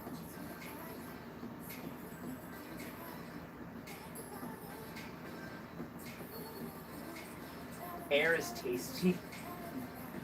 Okay. I don't think it's going to be an all-nighter. No, I don't think so. Probably another hour. Because I just wanted to reconnect with everyone and get some progress done on it. Look at Timbers. Worm on a string. Sure, try. Oh my god, I'm trying to make sure I don't hit the wire. Worm on a string. Worm on a string for Timber. They brushed it out, and now it's just super fluffy. It's so heckin' fluffy. Is it a video or just a picture? It's just posts. Oh. Because I was asking about it, because I was doing a really big curious in the chat section, and they're like, oh yeah, I gotta post it up. I'm like, Rams Gaming Adventure says, I'm not Therian. I'm a furry and like to do stuff that Therian stuff like making. I can't read because there's no comments. Hold on a second. And I like I think what Trust they like to do the things that Therians do, including mask makings and tails and doing quads. So that's cool. That's cool. That is good. You don't have to be Therian to do quads. Just remember, doing quads doesn't make you Therian. That's a big thing in the Therian community is the same. There's like, oh, there's fake Therians out there. Like, well, I don't necessarily think they're trying to be Therian. I think it's that they're just doing the same things and they're slapping the label Therian on it without, like, I guess realizing it. But the important thing is like, does somebody identify as Therian or not? It's kind of like based on like their actions kind of like dictate what they do, I guess, what they are. Because basically, if I said I was a fursuit maker, but I never made a single fursuit item ever, am I a fursuit maker? That's kind of the thing too. Like I could tell you about those things, so I guess in that respect it would be. I would be more like an instructor, a teacher, a mentor, but I wouldn't have a lot of it. I feel like people would not take my advice very to heart if I had never made anything. And I feel that's what makes people that are Therian it makes it easier for them to express it when they have Therian masks and Therian tails. It makes it an easier story to tell. But then when you have people that are not Therian and they're doing the same thing, it's like, how do you tell them apart? I like our one friend, Lucifer. She actually got done making a couple masks for her and her friends because they really love the idea of like they're like, I know you're part of the Therian community. The gear is not everything. Right. It's one of the ideology behind what makes you Therian. But they're like, I really love the way how they design their masks and whatnot. It's inspired me to make my own for myself and for some of my friends who also wanted it. Can I say this? Down what my mate was just saying is ultimately down to it. In the Therian community, the gear, like the tail, the mask, all that stuff, you don't need it. To be for Therians, that's the thing. It's not all about what you wear. It's about how you care and how you portray. How it's from within. It's pretty much spiritual. It's I wouldn't consider it to be on a religious level, evidently. Well, no, because they say it's not religious. It's pretty much. It's not adopted. It's not adopting it. It's in a sense like it can be like expendable, but it's a part of yourself that you feel that is connected and resonated to you. Well, it's like being human. It's like you don't need to drive a car and wear clothes and live in a house to be human. You don't need any of those things to be human, but you are human. So in the aspect of Therian, since we're not talking about the physical, we're talking about, I guess, the soul or the individual's personality, everything that's tied into who they are. It's not based on what you wear. It's just how you're made.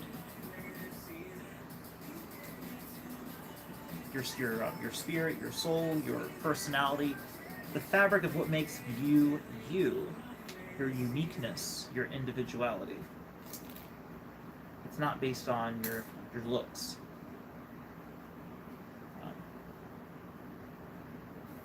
It's a really interesting conversation we're having during this stream.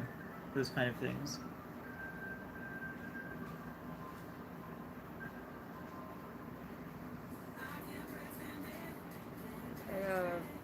Ram's Gaming Adventures has said they feel like they're their persona White Star. There are times, very rare occasions, I will sit there and I will more so feel like my character versus my Therian self half the time. Yeah. There will be instances of that, like with my Buceron one. Yeah. That one likes to constantly pop up, as well as Sever likes to pop up. Those two ultimately like to pop up quite a bit if the other wandering around isn't popping up. And it kind of just drives me up a little bit crazy. Like for myself, back in 2017 when I was heavily into having my first persona and such, there were days where I did feel like I could be my persona, and it felt nice. It felt nice to actually imagine that I had big, thick, puffy paws and a long, fluffy tail, and that actually didn't. That felt really nice. Actually, getting away from all, all, all this. Um, get to be who I want to be, where I want to be, do what I want to do in my own way. That felt really good. Was that theory? Was that theory? Is it called theory? Theoryopy? How do you say that? Um, How do you say that? A theoryopy? Or hang on. I'm probably not saying it right. But was it that? I don't think it was, because I don't feel that way now. But I can understand the feeling of where you tap into a shift. That's where I feel like I can relate to that.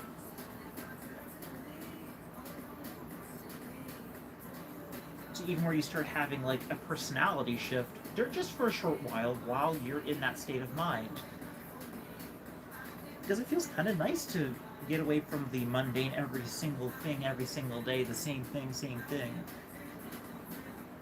It's like an adventure. Some people call it pretend. I call it cosplay. In my opinion, from my point of view, it's cosplay. It's theoryantropy. Theoryantropy. Okay, so that's what it's called. Theoryantropy? Yeah. Okay. So you have, and there's somehow some people do mix up theoryantropy with lycanthropy. What about otherkin?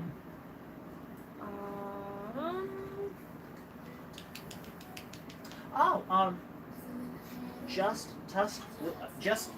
can't talk.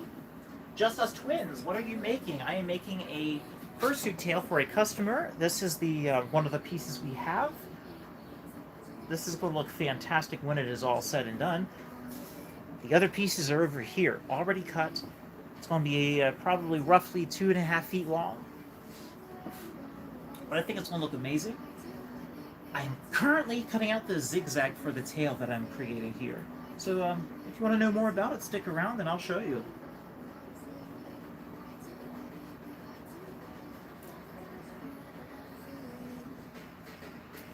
Frick, ouch. What'd you do? Snap, I pricked my finger. Ow.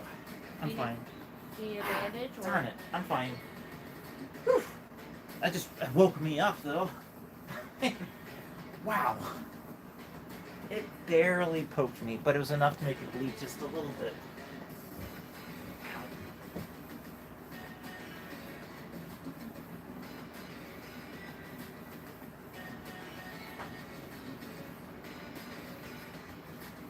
I'm good. We're good. It stopped bleeding. Yeah, sometimes it happens with fursuit building. You can accidentally prick your finger. I was haphazardly sticking my hand into a box of pins. The bleeding has stopped, which is good. It was like, it was very, very small bleeding, very, very small. See, otherkin, they take it a step further. Mm-hmm. They go into pretty much animals of the natural world, mythological beings, or even pop culture. So elves, fairies, aliens, horses, dragons, griffins, you name it, they will identify as it if they feel they identify as it. Usually the worst the worst thing so far that I know of that can happen, because I have heard it happen, is like if someone were to try to use a derogatory word, usually if someone outside of the otherkin community calls them a kinny, that's actually derogatory to them. Because the person that's saying it that doesn't understand how otherkin functions or works. Ren in chat just said the same exact thing you're telling me. Very same thing. Yeah. Yeah. Thank you, Ren, for that. Thank you. Yeah, thank you for the recap on that. That's very useful for people that couldn't hear my mate in the background. And we were just talking about the difference between how Therian and Otherkin, how there's considerable difference, how like Etherean like know that that they have a human body and such, and then the other kin tend to take it to the point where it's like um, outside of the out of the human body, where it's becoming like they actually literally can believe that they are non-human. And then also a thing that Mm-hmm. can happen. This is a thing that both Dang it. myself and my friend Ichigo, Mm-hmm. we have a thing called a kin sona. It's not the same thing as other kin. So basically, it's like your favorite character from a show or a video game, but you turn them into a persona. Like what I did with Jingy. Yes. He's a lion that's based off of Jing Yuan from Honkai Star Rail. Okay. Lotus Moon. She's my Kinsona that's based off of Dan Heng Imbiber Lene form. And then I have my other Kinsona, Vash, who's literally based off of Vash Stampede from Trigun. So I have like 3 Kinsonas. And then I have 3. More so, I have. Let me put it this way. I have 2 K-pop idol sonas, and then I have 1 bias sona. I basically am calling it a bias sona because it's who I bias. So I have Channy based off of Bang Chan of Stray Kids. That's my bias sona because I don't have my bias record sona done yet at all. Oh no, wait, my friend actually has that. Oops. So they have my bias record sona. And then my K-pop idol sonas I have are of Jisung and Mino. Oh my god, I got Minsung together without realizing. Oops. But I do have them together. I have both the dum-dums. Mm-hmm. Anything else interesting happening in chat? Let's see. So I'm trying to keep up with chat. Yeah. Make sure I'm getting progress on this.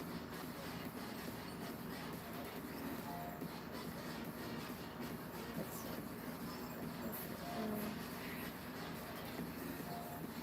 Oh yeah. Ren also talked about ultra humans. They are aware. Apparently, Ren's also an ultra human from how they're speaking. Ultra human? Okay. Yeah, we are. Ultra humans are aware. We are physically human. That's. So Ren states in chat that alters, ultra human, they are aware that they have a physical human body. It's almost They like, are aware that they are human, right? It's almost like gender fluid, but gender I am fluid painfully is aware that I am human. Ugh, I hate it. And then Stardust was like, off topic, did y'all watch Ben 10? I did. I absolutely loved watching Ben 10 when it first came out because Wild Mutt was everything. I love Wild Mutt.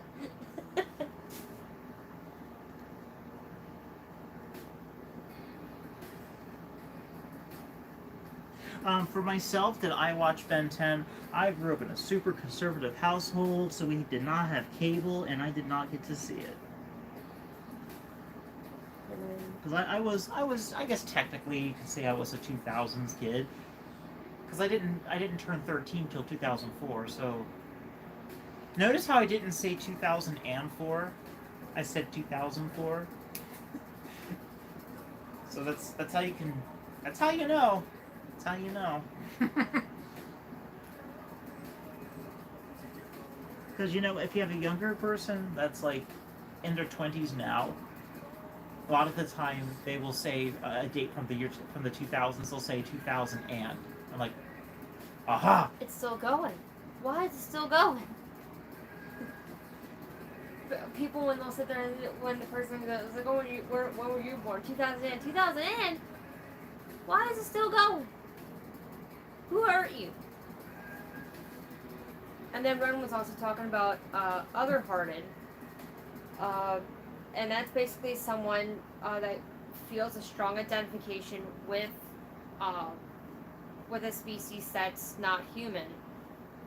Okay. But Other-hearted. Okay, we're discussing other-hearted. yeah, they have a strong identification with pretty much like things that are not human, Fair enough. without feeling like they are that species. Okay. Feeling a strong sense of kinship, familiarity, as well as comfort in relation to. Okay, so comfort and relationship, almost like a familiarity with them. Yeah. That sounds a lot like Native American lore.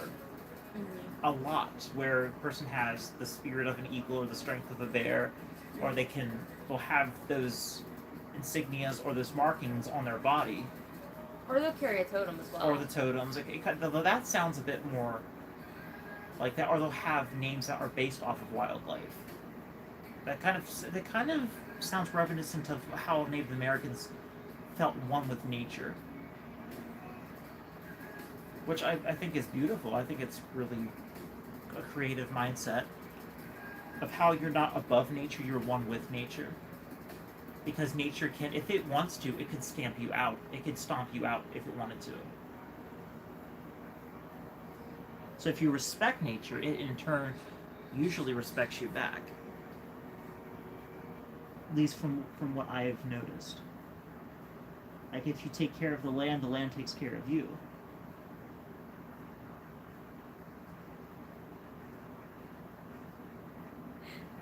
Stardust went U33? Question mark. Yeah. Shh. It's possibly. Possibly. Stardust asked if I'm 33. On a really bad day, yeah. Via Pupper Taylor's version said hi. Hello. Wait. I want to look at that profile picture. Give me a minute. Take your time. I wanna look at it. Why you got a gun? Doggy got a gun. Hot dog, you got a gun. My gosh. No, literally, you just see this little husky that's smiling. You just see like the gun that's like coming up like right next to its face. I know. Now they're carrying guns. The huskies. Oh my god.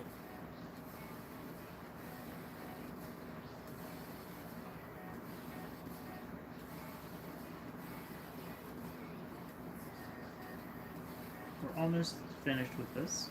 It takes a lot of patience for this. Stardust, but math ain't that hard. Math. What kind of math we talking about here? We talking calculus or just basic math? For the reason why they said U33. Oh. And then Rams said that my brother doesn't like furries, but I'm a furry, and my brother's 5 years older than me.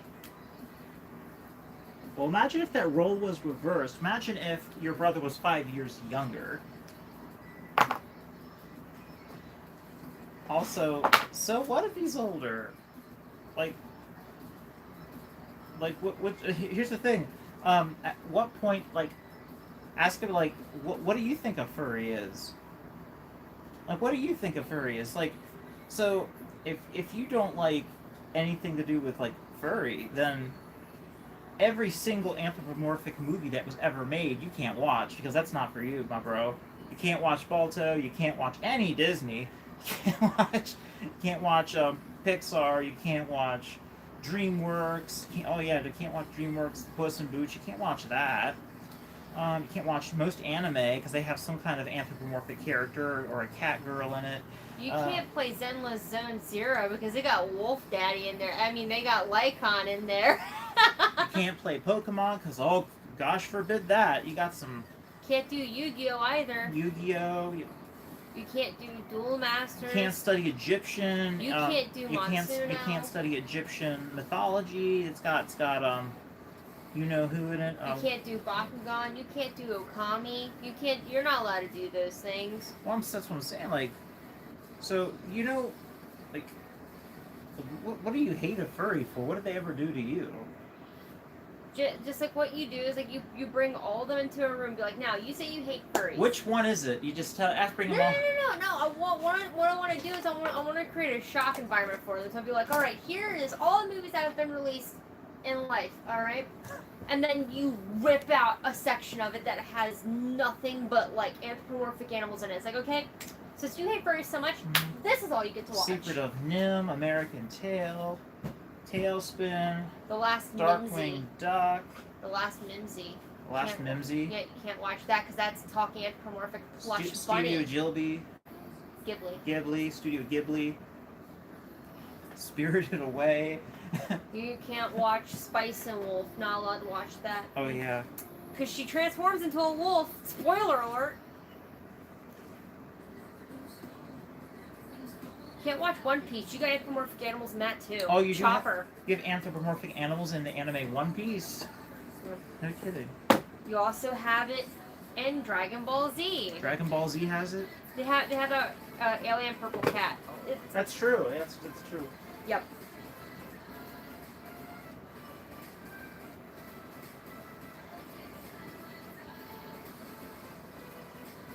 Oh, and also Stardust said, by the way, it was basic math.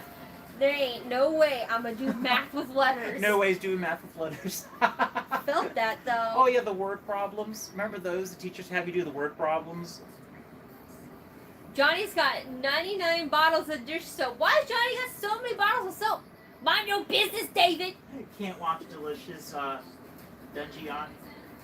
You can't do Digimon. Absolutely can't do Digimon. Nope. Chopper is amazing. Chopper is amazing. Chopper can go through different sizes and forms. I love it. Tony 2024 says, "Hey everyone." Hey Tony. You can't watch That Time I Got Reincarnated as a Slime because Rimuru gets to ride atop of a big dire wolf. Oh yeah. That speaks. No. you This is great. Just poking fun. Someone has shirts that they're selling at a convention that says Anti-Furry Club. Anti-furry club. Yeah, I love it. I know, because it becomes a running joke. It really does become that, because you got these people that say they're anti-furry, and then they have a picture of a wolf as their profile, or they'll have an animal in their profile, or their username for YouTube will be something _doggo. I'm like... Or like they'll be the ones that try to be edgy and they hate furries, so they go by like Shadow Wolf 101 or something, and it's like, dude, girl, what is this? You don't like furries, what is this? Like, even the military has animals that they use. They use animals for their different, like, special task forms. Navy usually has dolphins and or seals. Here's some way I can... What do you mean? I don't... It's a Attack on Titan blade. I'm trying to snap the blade and I can't get it to snap. I don't... I'm scared for you, bro. I'm trying to snap this blade off. I don't have any more blades in there. Gosh darn it. I'm scared. You won't wait. Yep, furries worked on the Coronavac. Specifically, Cheese. They are Sailor Moon Scout. They worked on helping with finding the COVID-19 vaccine. Yes. Absolutely they did. Did they work on the Moderna one or the Pfizer one? I thought it was Pfizer? Isn't it like the one that most people got was the Pfizer one? Yeah. So many people got the Pfizer one. It's like, oh no, furries. Oh, yeah, but you got the furry vaccine. There we go. Alright, I fixed my blade. It's sharp again. Let's cut the fabric. There we go. So you have furries that work in medicine. You have furries that work with making their own mead. Excuse me, I didn't think about it. You're fine. You have furries in your military. You have furries that run your internet. Furries, yeah. Oh yeah, the IT department. There's so many furries in IT. It's insane. Furry, yeah. Says someone that has their Says the internet one that hooked makes to- your internet work. Yeah, seriously. The one that allows you to send that message. The people that do the I hate furries, blah, they do nothing. They contribute nothing to society. I've heard one actually say to my in my comments before.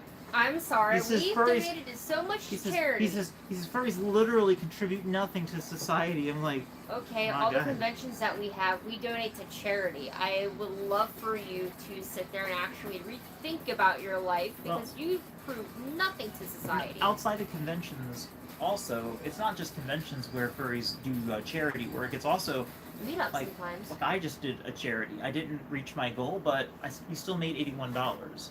I actually I forgot to say that. Thank you everyone that helped contribute to the FamilyPromise.org Foundation to raise money for families that are facing homelessness or are homeless to help them get housing again. We didn't reach the goal, but we made $81. The goal was $2,000. I maybe shooting too high for this, but we made $81. And I just want to say thanks for everyone that helped contribute to make that work. And when I get some extra money, I'm going to match that amount. So I will also be taking $81 out of my own pocket and putting it towards that. Because I actually did donate some for that cause as well. I'm not going to say how much it was because I don't need to. But when my next paycheck arrives, I'll be taking $81 out of that and matching that amount. So that'll end up giving us a total of $162 that will be raised for the homelessness, to help end homelessness. Hopefully, help in some way. Oh yeah, and also don't forget Furries Hack Project 2025. And I think Mike Howell, guaranteed, he is a closeted furry and he just doesn't want to admit it himself. Because he was talking about vor? Yeah, because he was asking about their take on vor. Their take on it? Yeah, Mike asked VO about their take on vor, and they ended up having this detailed conversation about vor. Maybe he's being converted. I don't know. He doesn't want to admit it. He just don't. Look, there's nothing wrong with being a furry. Here's the thing. Nothing wrong with being a furry. The issue comes from the individual themselves. People make bad decisions. It doesn't matter what you identify as or what label you go by. You are responsible for your own actions, purely yourself. That is what makes you a good person or a bad person, is your actions, not what group you belong to or what you identify as or what yada yada. Your individual actions. You can be an absolute scummy person and go to church. You also can be a very good person and be a furry. Because it's the person. It's the person that makes that final call. Whether or not who they are is their character. Their character speaks louder than what they wear or how they present themselves with art or whatever the case may be. Yeah. Do good to others, don't break the law, and you're fine. You shouldn't have any reason for people to hate you. And you don't have a real reason for people to hate you. I'm still laughing. As long as you're doing the right thing. I'm still laughing at the fact of, like, he was arguing with Vio so much. Vio's like, I have receipts on how bad of a person you are. You weaponize religion. You're calling us perverted degenerates. He did. Is that a crime? First of all, is that a crime?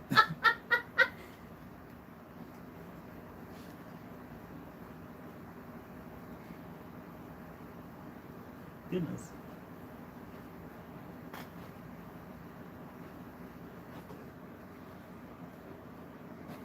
There we go.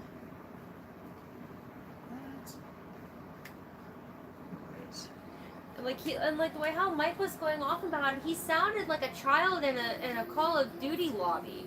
He was so petulant. It was awful. Anyone else saying anything else in chat? I haven't had a chance to look yet. Ren saying bench press the haters and that they're 5 foot even. Ren is 5 foot? Oh, snap! Bench press the haters. Got bench press them haters. Yeah, because Stardust is No, 5'8". I'd like to leg press the haters. Oh, I'd like to you wanna- squat on the haters. Don't squat. No, no. Constrict them like the snake that you are. Make their head pop. Doing those rows, just elbows. No, pop them with your thighs. That is your strongest weapon right now. Thigh crushing. Thigh crushers.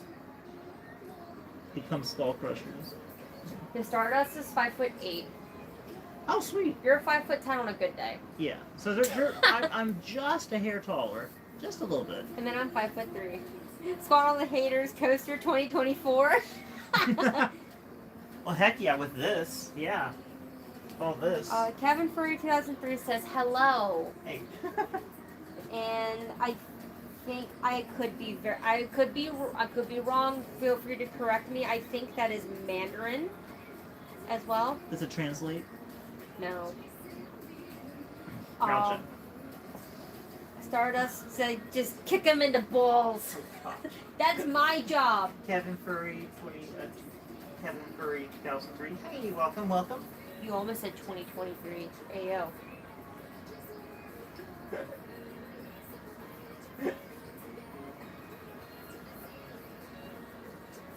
That's true. Like a lot of the anti furry haters are like, they're barely breaking 5 foot, like barely. Most a lot of them, because they're like 12 or something, like 12 years old. And they'll respond with like really short messages and then nothing else. I'm like, is that it? Sometimes I will actually get, they'll like spam my videos. They'll actually go to several of my videos and leave a comment. I'm just like, hey, you're like giving me more exposure. Got anything else? Like, but if they get really belligerent or just like saying like, I'm gonna give you a whole bunch of dislikes, I'll just block them. And you know what's nice about blocking people on YouTube now is that if you block them, all their comments get deleted. Mm-hmm. Now, if you want to use that for some kind of cloud or some kind of reaction video, get your screenshots first and then block them so you don't lose all that free content that they're giving you. Oh my gosh, I have to tell you though, I have so many... Oh my gosh, these are unpublished comments. And what happens is I have these keywords that if people are typing them, it'll get pulled and it'll basically get... The comments won't get posted on my videos. So these are, I think they're called unlisted or unread or whatever comments. They're unpublished comments, that's what it is. They're held for review, and I have 60 days to review them if I want to post them or delete them. There are absolutely disgusting, vile, foul, absolutely heartless comments I've received that are in this. And I don't even want to read them because they're so hateful. I've had some really bad ones before. Saying like, I hope you die, I hope you get hit by a car, or...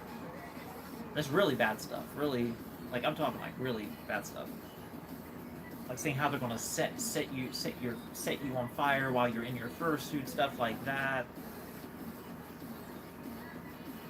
They're gonna come to my house and shoot me. I've had stuff like that. People say stuff like that. They ain't gonna like me because I'll stab them. I'm just like... I'm small enough. I'm just like, so this offends you more than some of the stuff going on in our world that actually matters? This is what offends you? This? Just this rug of fake fur? Just this carpet? This carpet is so offensive because I can wear it better than you? When you got people in other countries, or you got people in this country that are starving because of legislation, when you could be fighting for their liberties and their comfort and their... I don't even know what you want to call that. You're fighting the wrong person. The real enemy is in Washington. You really should be voting for the people to help your neighbors to get to a better spot in their lives, and not attacking a person that's doing craft stuff in the evening on a live stream, or just posting videos of something that they made. How is that offending you? Is it because I'm happy and you're not? And that is what's upsetting you because you're jealous? because this is what gives me pleasure and happiness, and you haven't found the thing that gives you happiness, so you just keep feeding into this downward spiral of vain arguing, and just because that's the only thing you seem to be able to do, the only control you have is over your comment section, that's it. Also, I ended up telling Stardust because they said, my brother has threatened multiple times to break my teeth out of my mouth. Completely normal, right? And we're like, you need to rattle them. They're like, I tell my parents because they know, but they don't do much. I'm like, at this rate, you might as well call the police if he keeps on being consistent. Well, if he puts a hand on you, you have every right to defend yourself, and you can do the very same thing. And just say, hey, I told you, and told you, and you did nothing. You're telling us about it too, so you have us technically as virtual witnesses. No. So yeah, if you need backup, let us know. Oh, and also Ren said the only reason you get the haters, they're just making sure they get recommended more of your amazing videos. Yes. Keep recommending the videos to the haters. Absolutely. That's the thing too. They say, why is this in my recommended? I'm like, how did you find this video? First of all, how did you come across this video? Is it because you commented on one of my other ones? I'm just like, my gosh.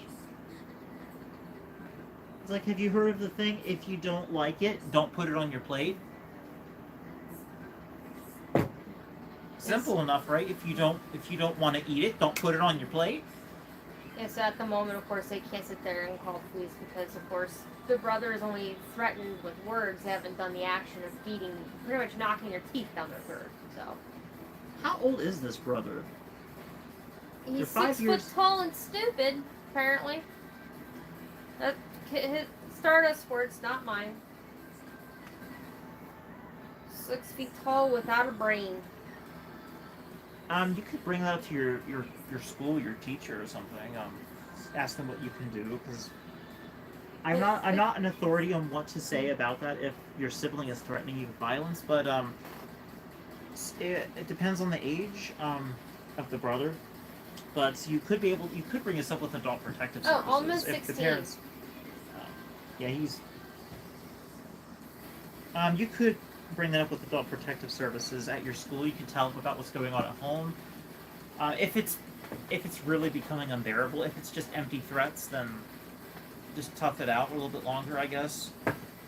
But if it is really becoming bad, you absolutely have a right to feel safe in your own home and not be harassed. You can also start threatening back. You can also tell them, say, hey, if you keep this up, I'm going to call Protective Services on you. Everyone in the chat wants to bench press Stardust brother. bench press.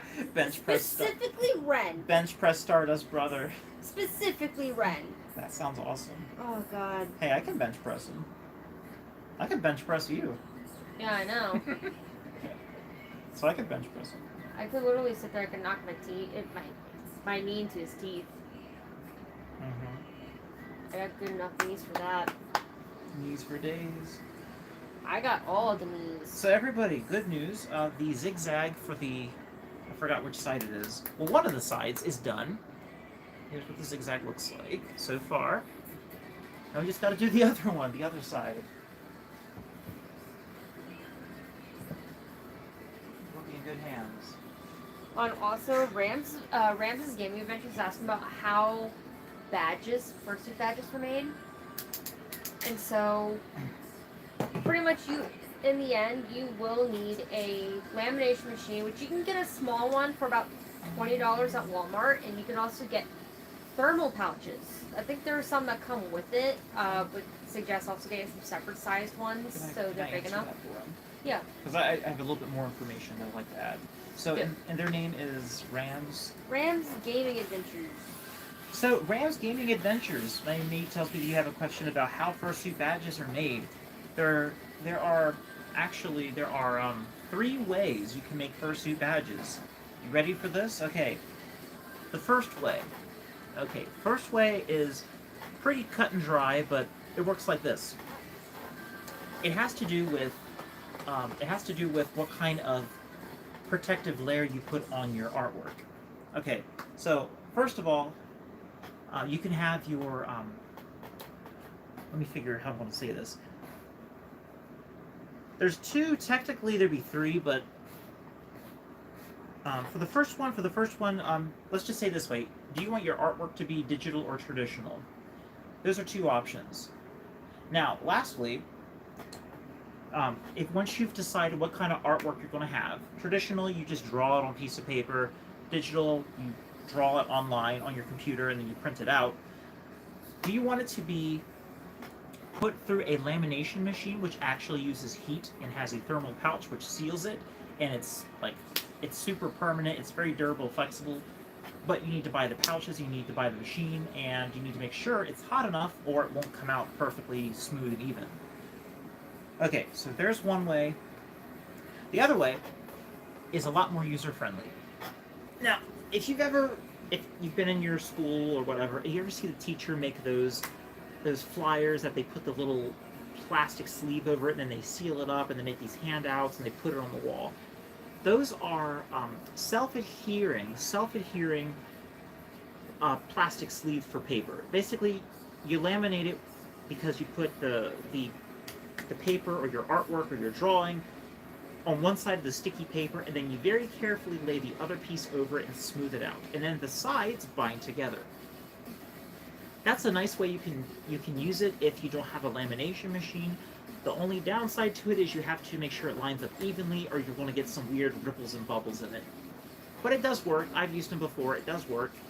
And then here's another method. The third method is just using plain old Scotch tape, like the packaging tape. I have used that in a pinch when I don't have lamination pouches, or I didn't have the means to laminate something, and it works well for really small objects. Something that's like 3 inches and smaller, it works pretty well with. You take your packaging tape, your clear packaging tape, and you lay it on one side of the drawing, you push it down nice and even, then you take another piece and you line it up the best as you can with another tape. Try not to overlap it, try not to have a gap in between it, and you lay that down and you smooth it out. Then you do the same for the other side. And when it's all said and done, you trim off the edges around it, giving a little bit of a border, and then you've got yourself a badge. It's like a really cheap, affordable way to do it. I'd say that works really well with digital, because you can always print out another artwork piece if it fails. Traditional, try not using that method because it's permanent. Once you stick it to the drawing, you kind of have to leave it there because it's going to rip the drawing if you try peeling it off. So there's your 3 options of laminating a piece of artwork, basically how to make a fursuit badge. Lastly, I forgot to mention, if you want to put the little hole punch at the top, there actually is a special hole punch. It cuts it in a nice oval shape so you can put your lanyard through it. You can get them online. I actually have one. It's not a regular circular hole punch. It's a oblong. It's like an oval. Works really well. I would highly recommend you get one if you want to start making badges for yourself or for other people. Very professional looking. So yeah, thank you for the question. And what time is it? It is 7 minutes till 9. Thank you. Oh, Demetrius Patterson. Yes, it is good to finally catch me on a live. On a live, not unalive, but on a live.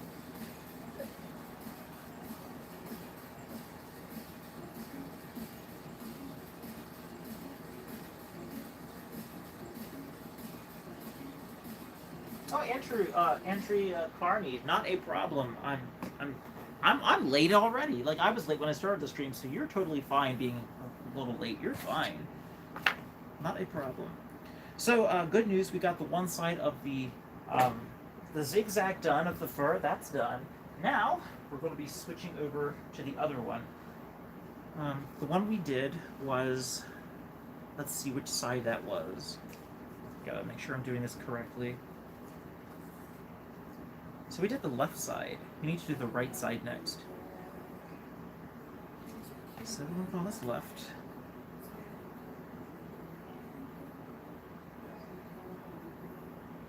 There we go. So that one's good. Yes, this is very intricate stuff. And this fur I'm using is called Fox, Arctic Fox Faux Fur. Yeah. They make Arctic Fox in black. Who would have thought? I think this is the right one. I hope I'm not using the wrong fur. Because if I'm going to feel sad. Well, gosh dang it, I am using the wrong fur. Oh God. It's fine. Yeah, this is the Arctic Fox. I was using the wrong fur. Gosh dang it. I feel stupid. I feel bad for my friend Archie. Why? What happened? Because he do customer service work. Right. Oh yeah. And they're like, I would like to file a complaint about customers. And that's after I'm like, go off. And they're like, guy was paying a bill. The bill was $850.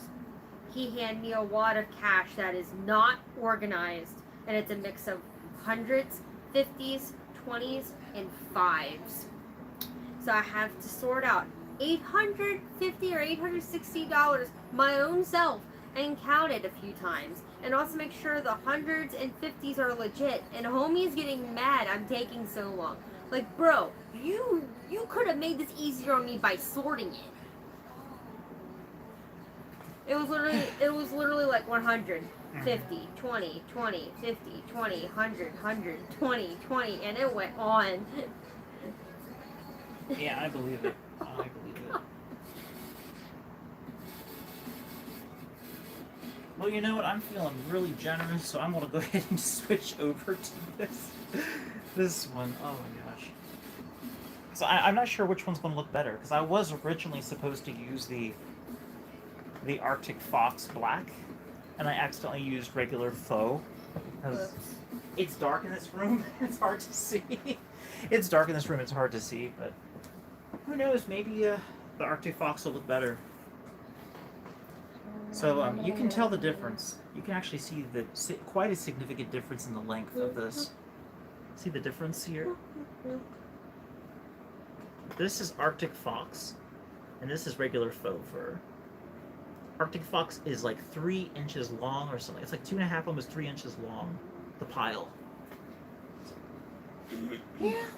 It's just a learning experience. Just make sure you grab the right fur before you start using it. But hey, I've seen other makers literally duplicate a pattern twice on the wrong side. I've actually seen makers do that before, and they're like, "Oh my gosh, it happens." But yeah, the Fox is wonderfully. It's so long and luxurious. I love this one. So we'll be using this instead.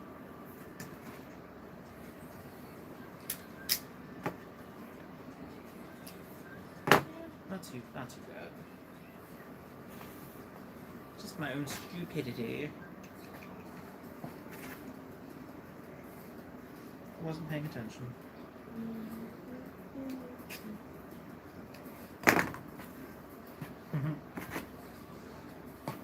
See, this fur I'm using is actually what's it called? Remnants that someone sent to me to use. So that's good, at least. It's not a whole bolt of fur, so it didn't cost a whole lot to get it shipped here, which is good. There we go. I will check chat here in just a minute. Just trying to see if I have enough here to actually duplicate this. Oh, I do have enough to do this, which is awesome. This might actually work better. See, the backing is thinner, but the pile is really long, and I like that.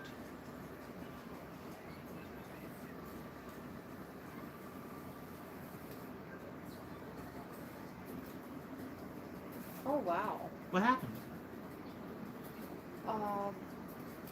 Timber said their main persona is what my first suit is, which I'm realizing might be difficult to make. It's a beetle dog.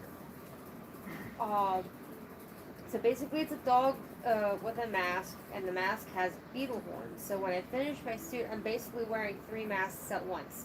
Ski mask included. Stardust is asking, where did I buy the fur? Let me see. All of this, all the fur up to now was from fabric.com, which is no longer, it's been disbanded. This fur, I actually got it from, trying to think, I got it off of Telegram because I was asking around for fursuit makers that had leftover fur that they didn't need, and I needed black fox faux fur. Arctic black fox, and this person was able to match up with me.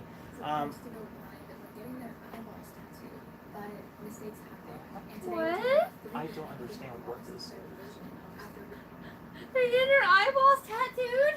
I don't know. Their eyeballs getting tattooed, they're gonna go blind? No. Back to what I was saying. This was from, I think it's called Fursuit Supplies, on Telegram, where we put up like things if somebody has extra fur, if they have fursuit blanks that they want to sell. It's kind of like a marketplace, but you sell whatever is kind of stuff you don't need anymore or extra stuff. So I hit up someone on there, and they were able to get me this, which I'm really happy about.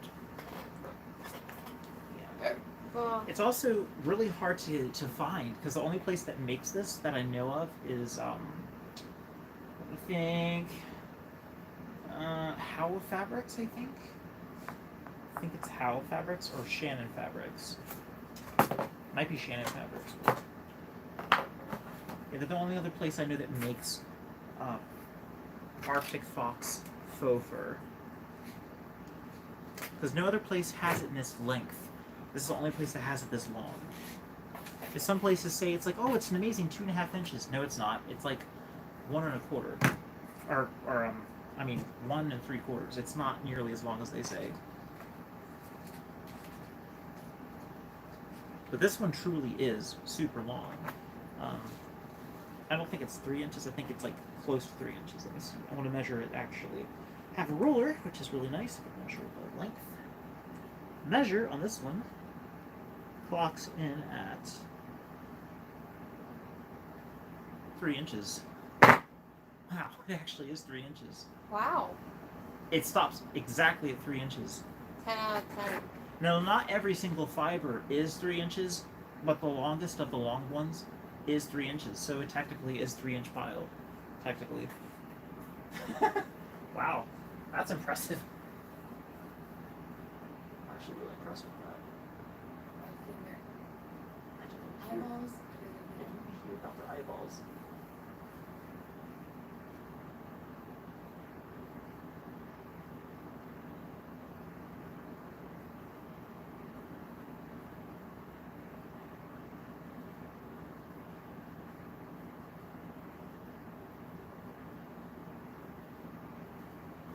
There we go. I think that's what I needed. Perfect. Okay, back to this.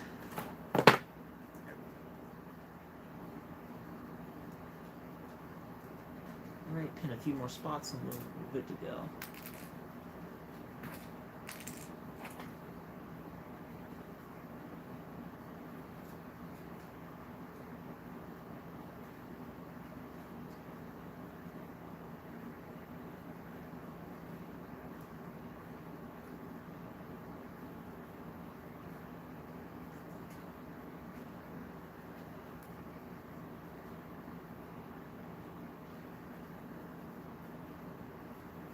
That. I think we're ready to do this.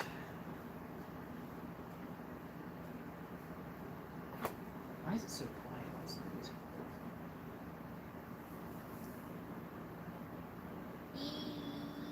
Egg. Toasted egg.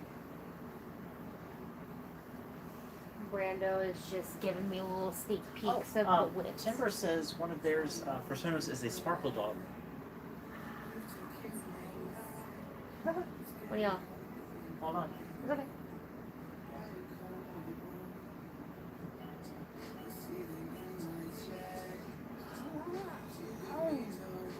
Beetle dog. Very epic.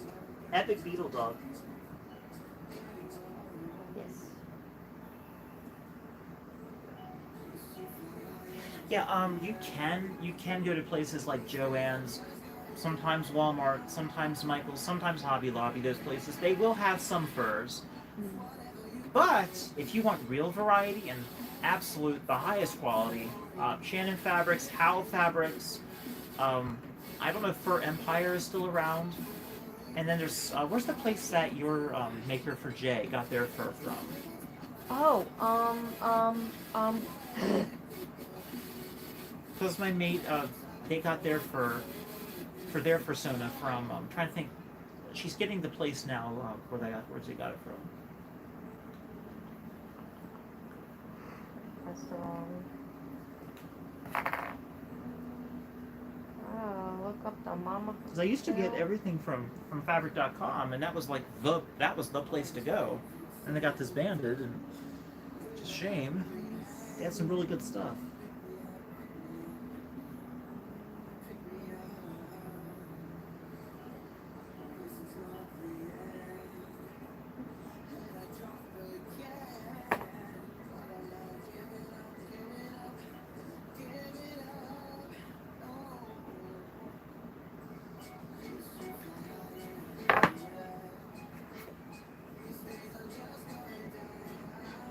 I'm almost there. You're fine. Chat's waiting.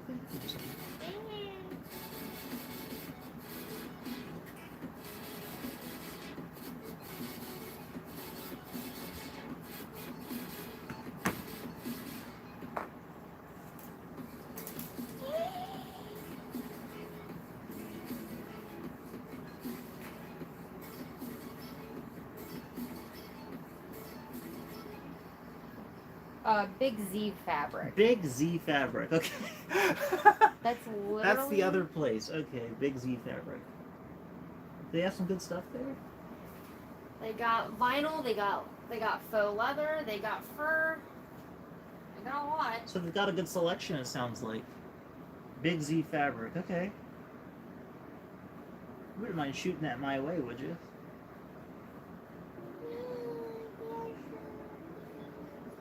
What? I was like freaking out because I thought it wasn't gonna show me it again because I accidentally left the chat out, the chat in Telegram. Oh. There, I sent you it. Thanks.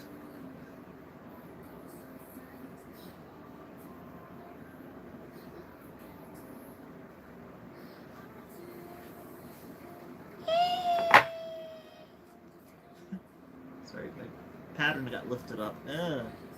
But yeah, Brando Scary. is like bullying me Why? with these posts. What? Like what?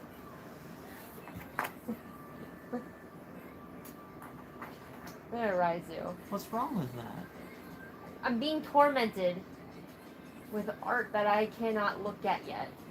Oh, so give you little glimpses. Yes, exactly. Well, that's a good thing, though.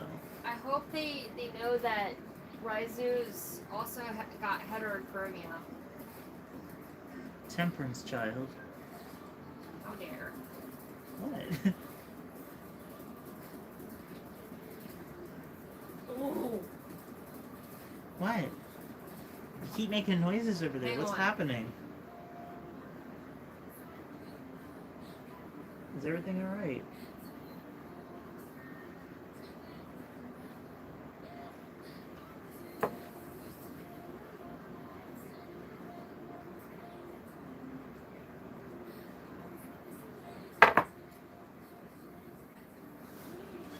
They well, here's the head from the full body.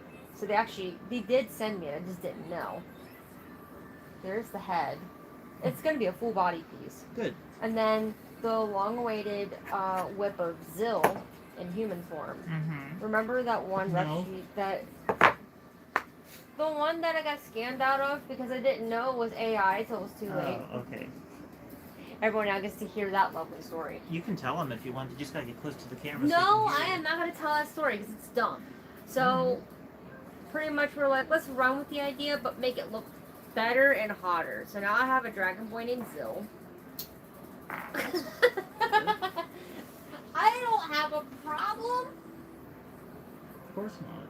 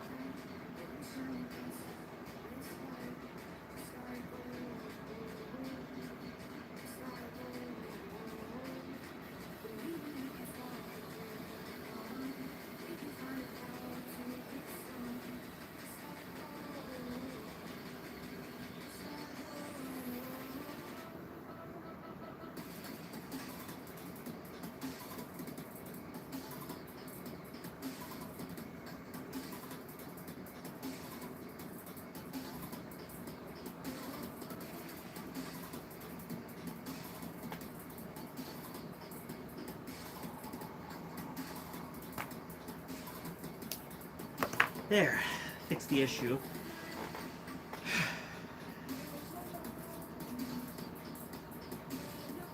Let's see if this looks better.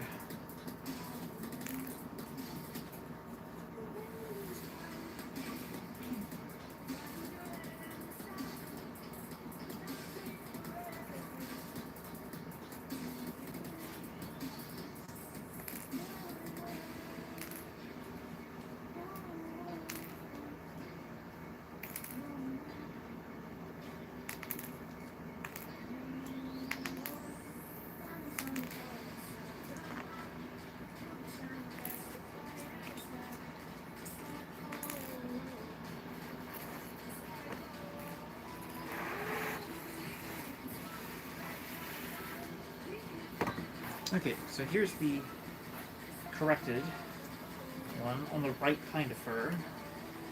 Thank goodness.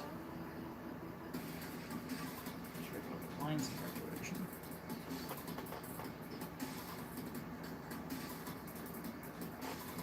Just boldening these up below.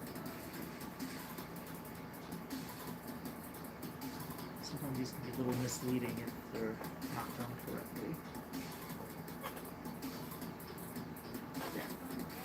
Okay, check chat here really quick. Chat's doing.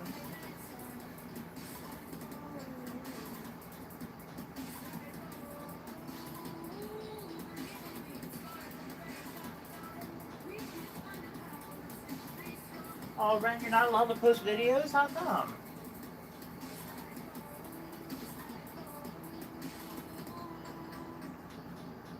Timber said they have channel secrets.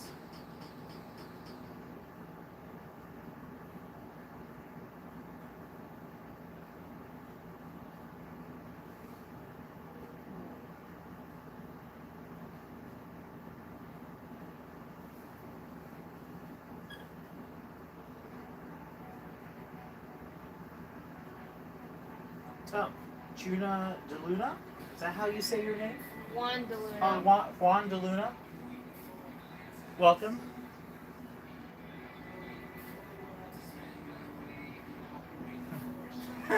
It's cringe! Cringe! Life is cringe. And getting up and having to go to work so you can live is cringe. We're the only species in the whole existence of this planet that has to work to live here. That has to pay to live here. That's nonsense. Mm-mm-mm.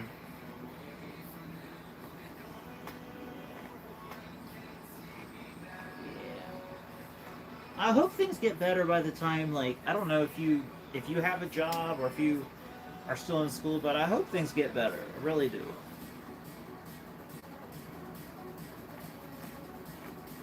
This stuff's expensive. Good grief.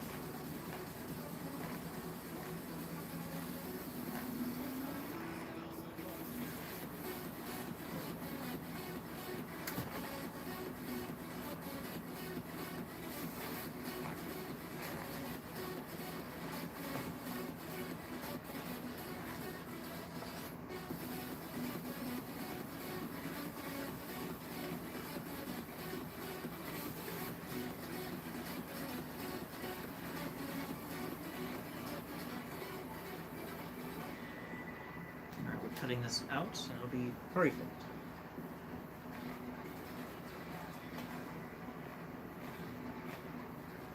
There we go.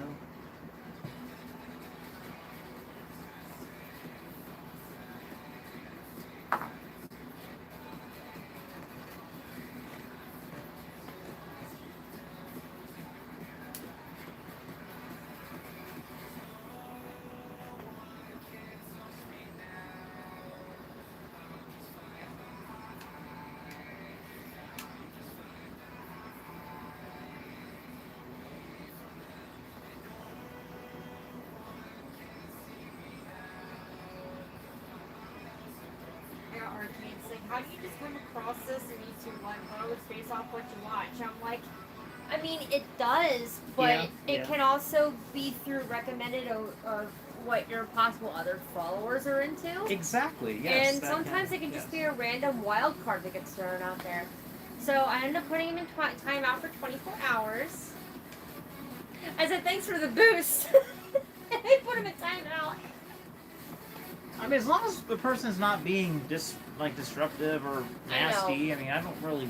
I know, but I felt like he was just gonna constantly troll anyways. I'm just like, I don't want this right now. This is supposed to be a chill stream. Everyone is chilling right now. True. I don't need the disruptance. I mean, you are a moderator, so do the moderate, I guess. Your fave emo says I love your work. Oh, thank you. What was her name? Your fave emo. Your Faith Emo. Thank you for saying you like my work. Thank you.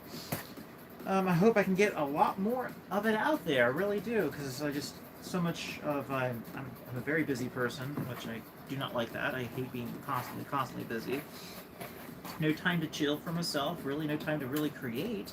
Ooh. But I have these days off now, and I hope I can put that into creating stuff. Now, your fave emo is a Therian. They have a fox, and they drew over it with some white pen. Oh yes, Digitally. that's very earmarked of Therian community is with the white marking over a photograph. Yeah, I think that's pretty cool. I did something like that with a photograph I had of myself.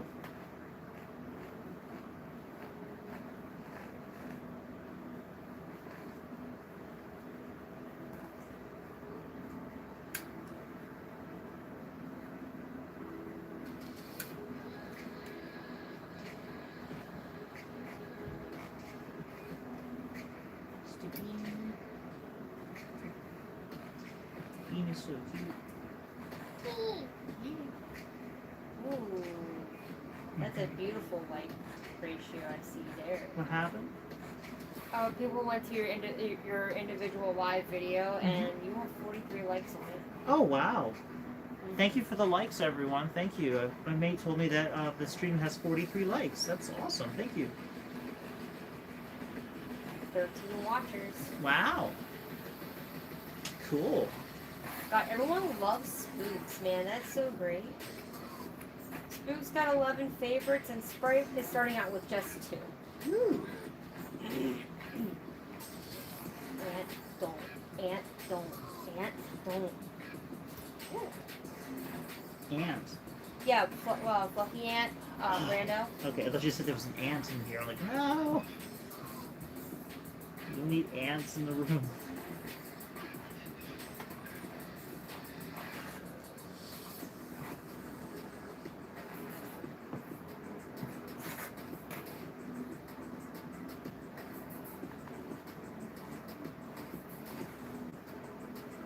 Okay. About to cut down the size, thankfully.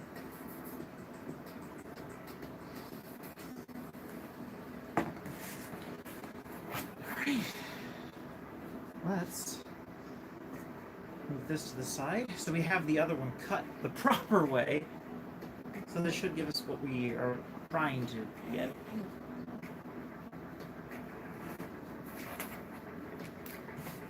Here's the thing, if it doesn't work, I still have the other fur, so we'll get to decide which one looks best. I know it is a little bit of extra work, but I made a mistake and I don't mind fixing it. Whew, man, my neck needs to crack. Holy cow.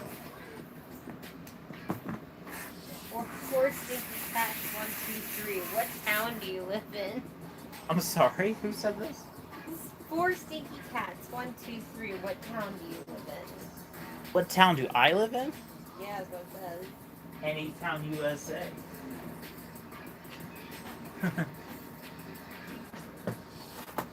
I'll tell you a general location. I'm not going to say the exact town, but a small little town in southern Pennsylvania. That's all I can say.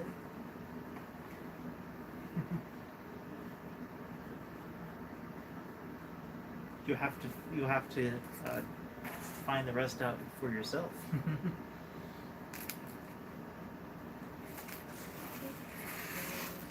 Okay, so there's those pins. Got those out of the way. Put this off to the side. Now we gotta cut the other half. We did left, now we have to do the right side.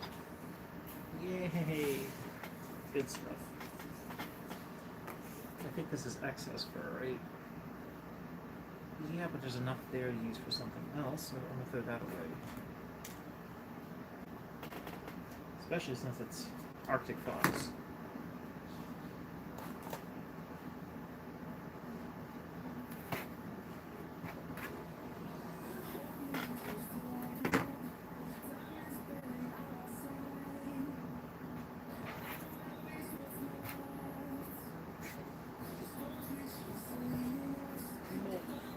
So cool. Let's see what, because like there's the AI piece. There's the whip that Brando did. Much better. He looks so good. That's good. That's awesome.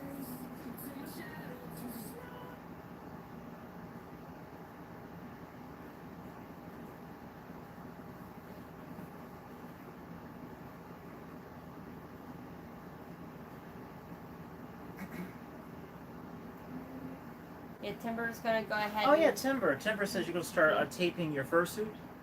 Oh sweet. What kind are you? What part are you taping? Are you taping the body? Are you taping the head? Because taping usually means you're making a pattern. That's usually what it means when someone's taping a fursuit. Cool. I hope it turns out awesome. Ugh. Are you going for a plantigrade or a digitigrade type suit? Because I don't know if you're going for a full body or just a partial right now. That sounds good.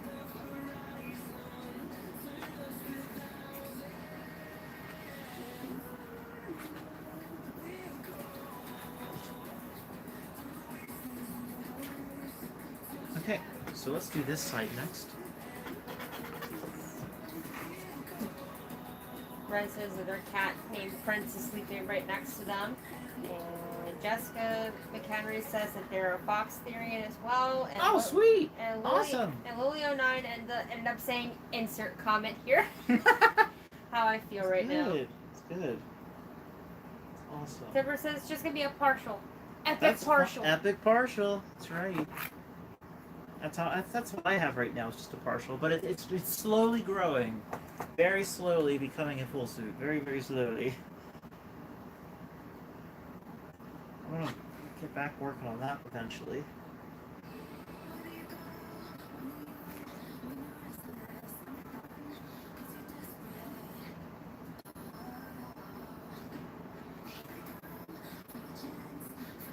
Red's just screaming, yes, epic partial! Lily09's like, y'all, I can't find my bag of tension rings. I was like, oh my god. Yeah, bag of tension rings. What are those? I don't know. Tension rings. I'm trying to think what those are. What are tension rings? Oh god. I'm sorry, I just can't quite wrap my mind around what those are. I think I know what they are. Zimmer said that I will make a full suit. If I make a full suit, it'll be digitigrade, but that will be a while until I can make full suits. Makes sense. Oh no. Gamer Dragon Mimi said English or Spanish. Oh no. Oh god. I think that's for you. I think that question's for you. Oh, the English or Spanish? Yeah.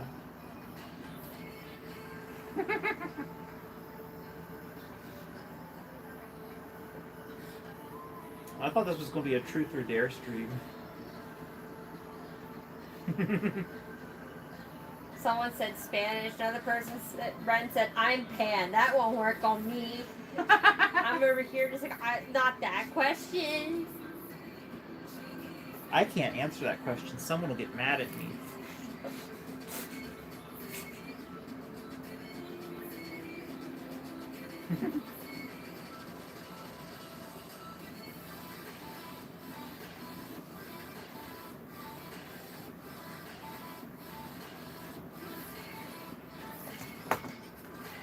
This is Timber's second fursuit head ever made, so I'm still not that great. I want to get better at heads first. Right. Makes sense. And Lily said, tension rings are a ring you wrap your yarn around to help with an even tension while crocheting. Oh, okay, okay, okay. I'm surprised I didn't know about that. I am really surprised. Usually I know about these kind of things. Usually. Man, that took my head for a loop. Tickled my gizzard.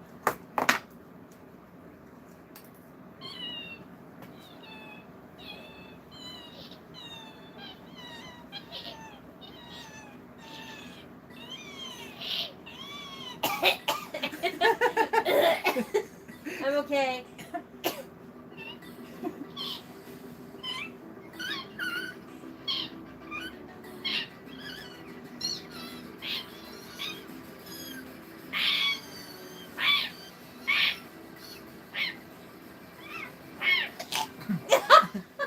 We're both like choking to death on ourselves.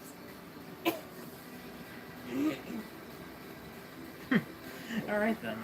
Lily's like, bro, me and my brother just had a staring contest from across the room for a solid minute. That is the greatest thing. You all just stare at one another just to see what's gonna happen, and you both just have empty brains, and you just go back to what you were doing. Here's the question, who moved first? Oh god, true. I know, right? Alright, here we go, we're doing the other side. Please don't mess up, please don't mess up. Ren made a comment about us doing the little noises. Yes. And they're like, sounds like me and my cat meowing at each other. He's a silly bean. Yay! That's good. Why did that give me Pokemon battle vibes? What is going on over there on your laptop? There's a war! I'm crazy. I don't know, I just work here.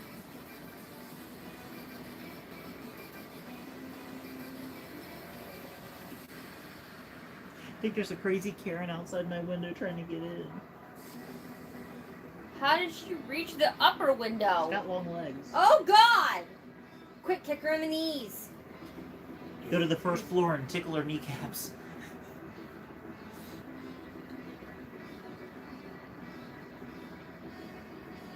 Insert epic Pokemon battle music.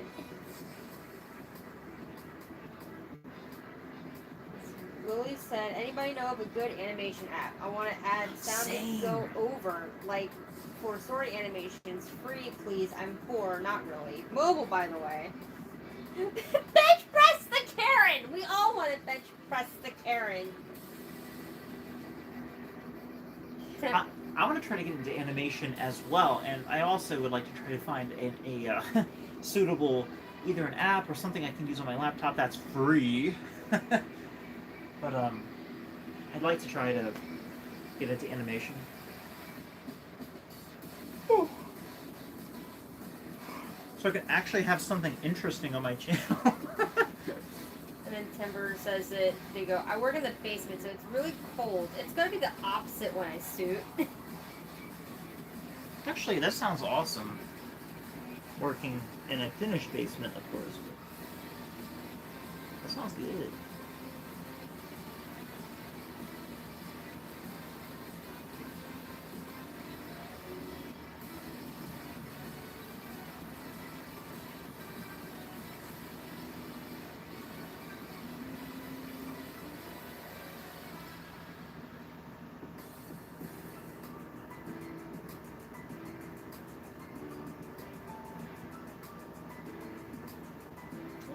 My one friend ended up finishing a doll corset. Mm-hmm. I'm waiting to see what that looks like. A doll corset. Yeah, like a corset for a doll. Interesting.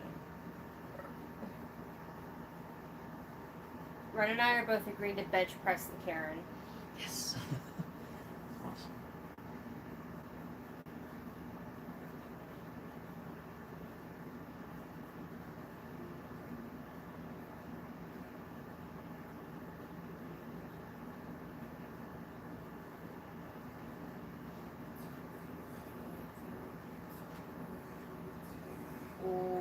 Ren's got muscles from quadrobics. I got some sort of muscle strength from boxes at the warehouse. See, that's the thing. If you do quadrobics, you'll get buff. You'll get swole. Timber's like, I can't find the tape. What do I do? Where did you last stick it? Oh, God. Rip Timber's tape. No, the tape. The tape. I don't even know what music's playing right now. It just sounds dope.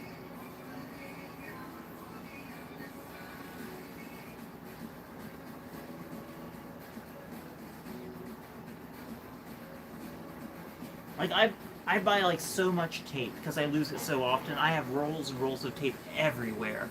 Like, that's the thing. I'll put tape in different parts of the house, so that way there's always tape somewhere. I have tape over here, I have tape over there, I have tape in there, I have tape in that room, I have tape downstairs, I have tape in the drawer, I have tape in the room beneath this room. Yeah, because I always misplace stuff. I'm always misplacing things. Oh, first, Spirit Halloween has actually stepped up on their. Apparently, they're selling $60 fursuit heads. Show chat. That's What? honestly, that's actually a step up. Oh, it is a step up. That's not bad. That's a step up for Spirit Halloween. Yeah, that's not too bad. Yeah, Spirit Halloween decided to sell these for $60. See, they're getting in on the market. See, they're trying to get in on the market. That's honestly not that bad. They're getting that one up there though. Wait a minute, let me zoom in on that one. My God, it's traumatized. It is traumatized, chat. Oh my God. Wait, I want to see if there's. Oh, there's that lovely wolf one that sometimes can make appearances at cons. Yeah. But yeah, no, I had to show chat this. I Look, know. it's traumatized. Oh my gosh. Traumatized. Or at least you can take that and build a proper fursuit head off of it. It's got a moving jaw too. That's what I'm talking They're about. selling it for $60. So you take the moving jaw and you actually make a proper fursuit head. Because here's the thing, if you get a resin blank, like from Etsy, sometimes they're like $100.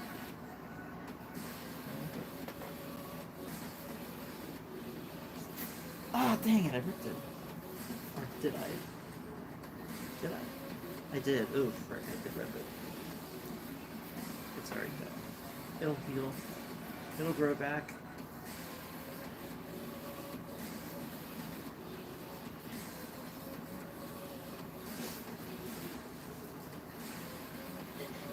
The fact that the one that looks like it was traumatized. You know what's bad is that at first, because of the length of the ears, I thought it was a bunny. Did you? Yes. It's a cat. God. It's a cat. That's funny. The bovine ones aren't that bad either, but like. So I'm saying they're gradually catching up with the market. Yeah. But it's really slow. Like they're slowly starting to get it, which is good. What they probably did is they took a fursuit head and they tore it apart to figure out how it works. That's probably what they did. They actually got a real one, and then they like, oh, let's tear it apart and see if we can replicate it. So they kind of got it. It kind of reminds me of how AI tries to create art. The kind of stuff that Spirit Halloween sells, like for like fursuit heads. It kind of reminds me of like AI trying to copy real art. That's what it reminds me of. Okay, so this one is ready. R. Now, what time is it? 9:36. Okay, cool. Thanks. R. Alright, let's cut this out. Actually, let me check chat really quick. Chat! Hello, chat. How is everybody doing? Hello.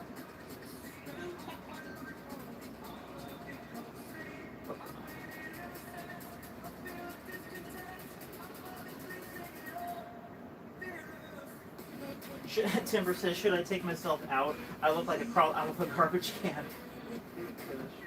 should I take care of myself? They didn't say take themselves out. Oh! They said take care of myself. Not they're not gonna take themselves out like that. Oh, I thought you said take yourself out. Like, oh my gosh. Yeah, self-care is important. Please take care of yourself. Please do that. Ruby says hello. Yes. Hello. It's literally a walking Ruby. Oh my god. Oh, yes. And Hello, Ruby. You are literally a walking Ruby. That's interesting. sick. Andre Carney says, how's everyone feeling today? I'm feeling better than I was yesterday and then the day before that. 'Cause I actually get time to work on something and I don't feel pressured like by things as much. It feels nice. It really feels nice. Okay, yeah, I'm a walking Ruby with limbs. Yay! We love a walking gem, man. Walking gems are awesome. It's like Steven Universe with the gem people. Oh, Gintan's got a new, he updated his look for his tiger suit. Mm-hmm. So he has, I think, a 2.0, and his art is also 2.0. Can I see what you're talking about? Okay. Oh, yeah. Yeah, so his first suit's also updated. That's great. It's still kimono, of course, but still. Oh, yeah, for sure. That's funny. Did he, like, make it into a video game or something? Didn't his skin make it into a video game? I think I it think did. it did.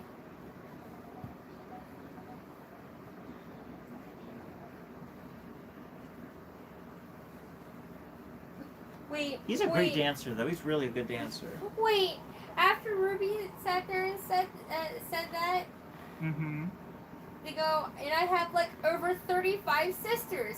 Ruby, what? That's concerning. It's not concerning. It's cool. Are you part of a dynasty or something? You got like 35? Like, not, are they siblings or are they people that are like sisters? I was gonna say, if you have 35 siblings, that... Are you part of a dynasty? Because that's kind of what it sounds like, if it's a dynasty. A dynasty of gems at this rate. What do you think of paper fursuits? Rams wants to know. Oh, what do I think of them? Yes. I think that is an unexplored field that definitely is worth looking into. I feel like paper is incredibly versatile and it has a lot of potential. The thing is with paper is that water is its worst enemy, so it needs to be sealed. If you are creating anything out of paper, you have to seal it. You have to do something to keep the water from getting into it. So with that being said, you can build just about anything out of paper, but you have to look at the durability side. If you can make it durable, fine. Fursuit heads, what kind of look are you going for? Because you cannot make it look fluffy because it's paper, but you can make it look shiny with a nice sealing coat. So look for different things that can seal your paper if you decide to go with that. I think they do have a place for masks. As long as they are durable, they have a good cardstock. I would not recommend making a mask out of printer paper. It's way too thin, way too brittle.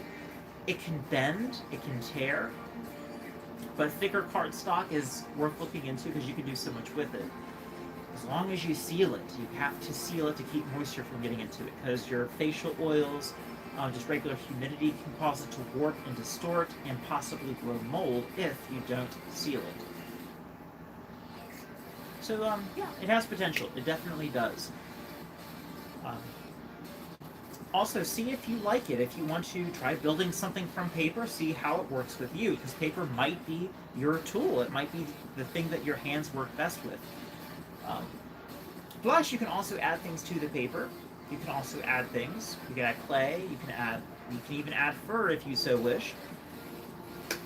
Just should try it with hot glue or different types of glues if you want.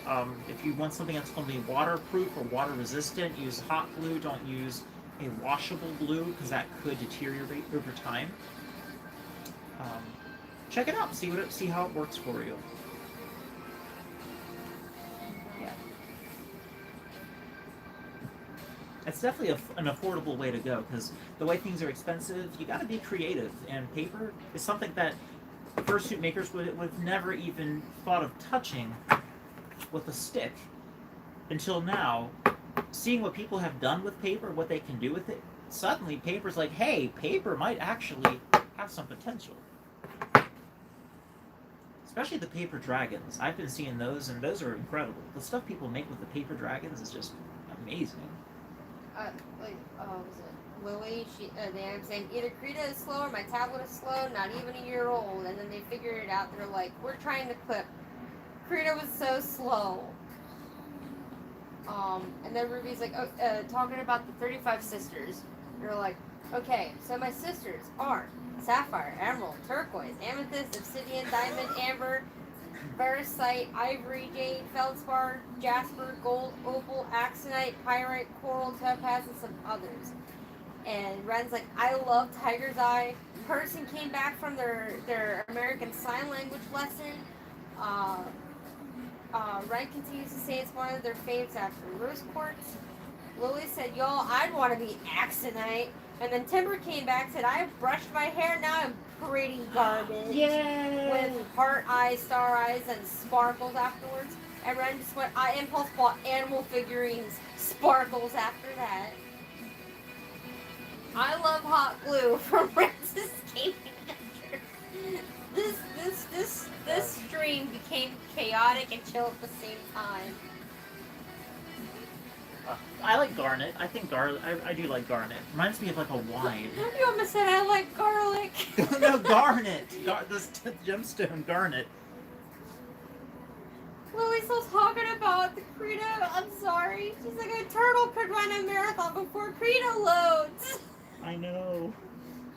Ren's like, I eat hot glue. Lily goes, hot glue eats me. Lily goes, I make paper dragons. Ren's got, I have like a paper cardboard dragons. I like paper dragons. SPOCIDC said, seen this 3 times now. I guess I've been doom scrolling long enough. It's a sign to say stop and rest. It's time to take a break. Ruby continues with their lineage of sisters. Wow. The others are Benetqua, Glass Garnet, Aquamarine, Wolite, Dioptase, Fluorite, Pearl, Hematite, Quartz, Malachite, Peridot, Lapis Lazuli, Cornerine, Chrysoberyl, Amylite, and Poo! My gosh. That What took the forever. frick? Holy cow. And then Rams continues, and you're like, Ren, don't eat hot glue. Hi, Velto, welcome to chat. Welcome to chat. Sir, ma'am, sir, we were having a chill stream. It's randomly chaotic and chill at the same time. We're just like snacking on hot glue sticks over here. Ruby's like, yeah, hot glue is nice. Burns my mouth, though. Ren in all caps, hot glue is delicious. I like spicy hot glue. Timber's like, sometimes my hot glue smells like corn. What kind of hot glue are you using? Oh my goodness, what kind of... It smells like corn? Y'all who've experienced orange hot glue. Orange. Oh, when it's burning too long. Oh my gosh. I've been there. Pooh is a real sister. Look it up. I believe you. I'm just scared to even look it up in the first place. Okay, this zigzag is done. So we got 2 zigzags done. 2 of the fur zigzags are finished. Rams Praise the Lord. continues. Ren, it's not. Hot glue is plastic. Like, dude, everyone's gonna eat microplastics at some point in their life. Just dip some chips in it. Some chips and hot glue salsa. Lily's It'll stick to your ribs. It will stick to your ribs. And then Lily continues about the orange glue. It's like, yeah, overnight. The spicy orange glue. That's fantastic. Salta was doom scrolling. You're not allowed to doom scroll. Doom scrolling. Ren is like, my favorite flavor of hot glue is cherry. Cherry hot glue. Oh my gosh, imagine if companies made hot glue sticks that were scented. Imagine if that was a thing. Scented hot glue sticks. What would we ever do if they made scented hot glue sticks? remember, like back in the '90s, they actually had scented markers. Stop it! It's gonna turn into glue huffing. We can't let this happen. Glue huffing. Stop. Make glue huffing great again. And then Timber's like, when my hot glue is yellow, it smells like corn. Might be yummy. Ruby, did you footage beefy dye? It might Person be goes, yummy. oh no, what's happened to the stream? And I go, I don't know. Felt this like Gorilla Glue. We don't talk about Gorilla Glue in this stream. Arcade. It works. Arcade is like it's 2 a.m. and all I hear is It works on a lot of things. Arcade said it's 22 a.m. and all I hear is hot glue. Let's have hot glue together And take maximum strength ibuprofen at the same time. and hold hands. Scented hot glue 6 equals yum. Ren, Gorilla Glue is a whole mood. Stop! We don't bring up Gorilla Glue. I'm crying. Ren, glue sniffing. Everyone's on hot glue. Oh my god. I'm so happy this part's done. So let's assemble the tail and see how it looks. Okay, everybody, here's the pieces for the tail so far. I hope it looks alright. Trying to see what I'm doing. Here we go. So take a look. We have the right side. Just lay this out. Arcade, might as well try it now since this became the new trend. It's the new dying. TikTok trend. I'm dying. Oh, remember NyQuil chicken? Stop with the NyQuil chicken. NyQuil chicken. Person, I think we just started a cult in the comments section. Yes! Ren goes, nah, let's be for real. Sharpie sniffing is a win. Sharpies. Arcade goes, one of us.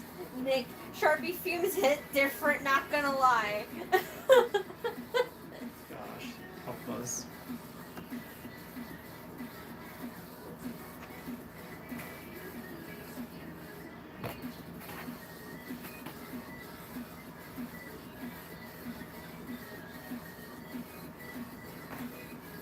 Yeah, that is true.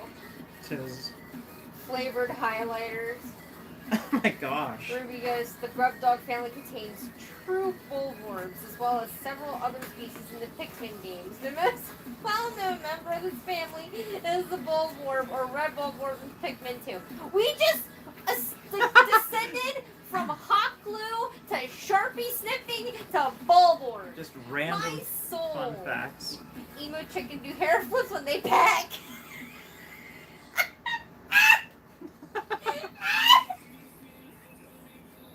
I'm sorry, I'm dying.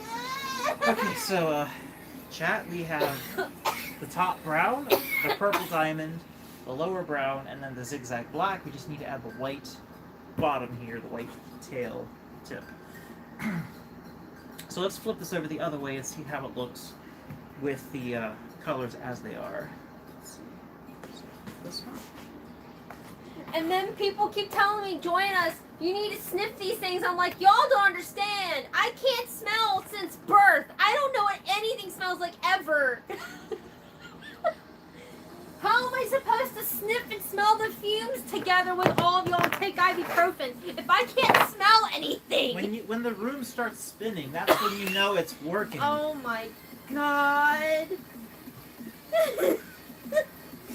It sounds like you're ugly crying. I'm ugly crying from laughing too hard. I'm gonna choke. Everyone is trying to get, like, I can't literally I can't smell nothing. I wish I was joking, but I'm not. It sucks. It's like it's half blessing, half curse. It's a blurse. It's a blurs. Blurst images. Remember that? Blurst images? Yes. Arcade. Anyone tried melted crayons?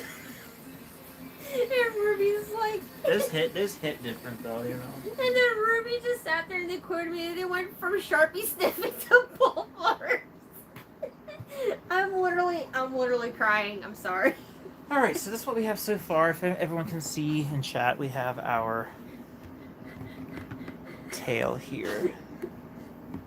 We just need that tip, the white tip.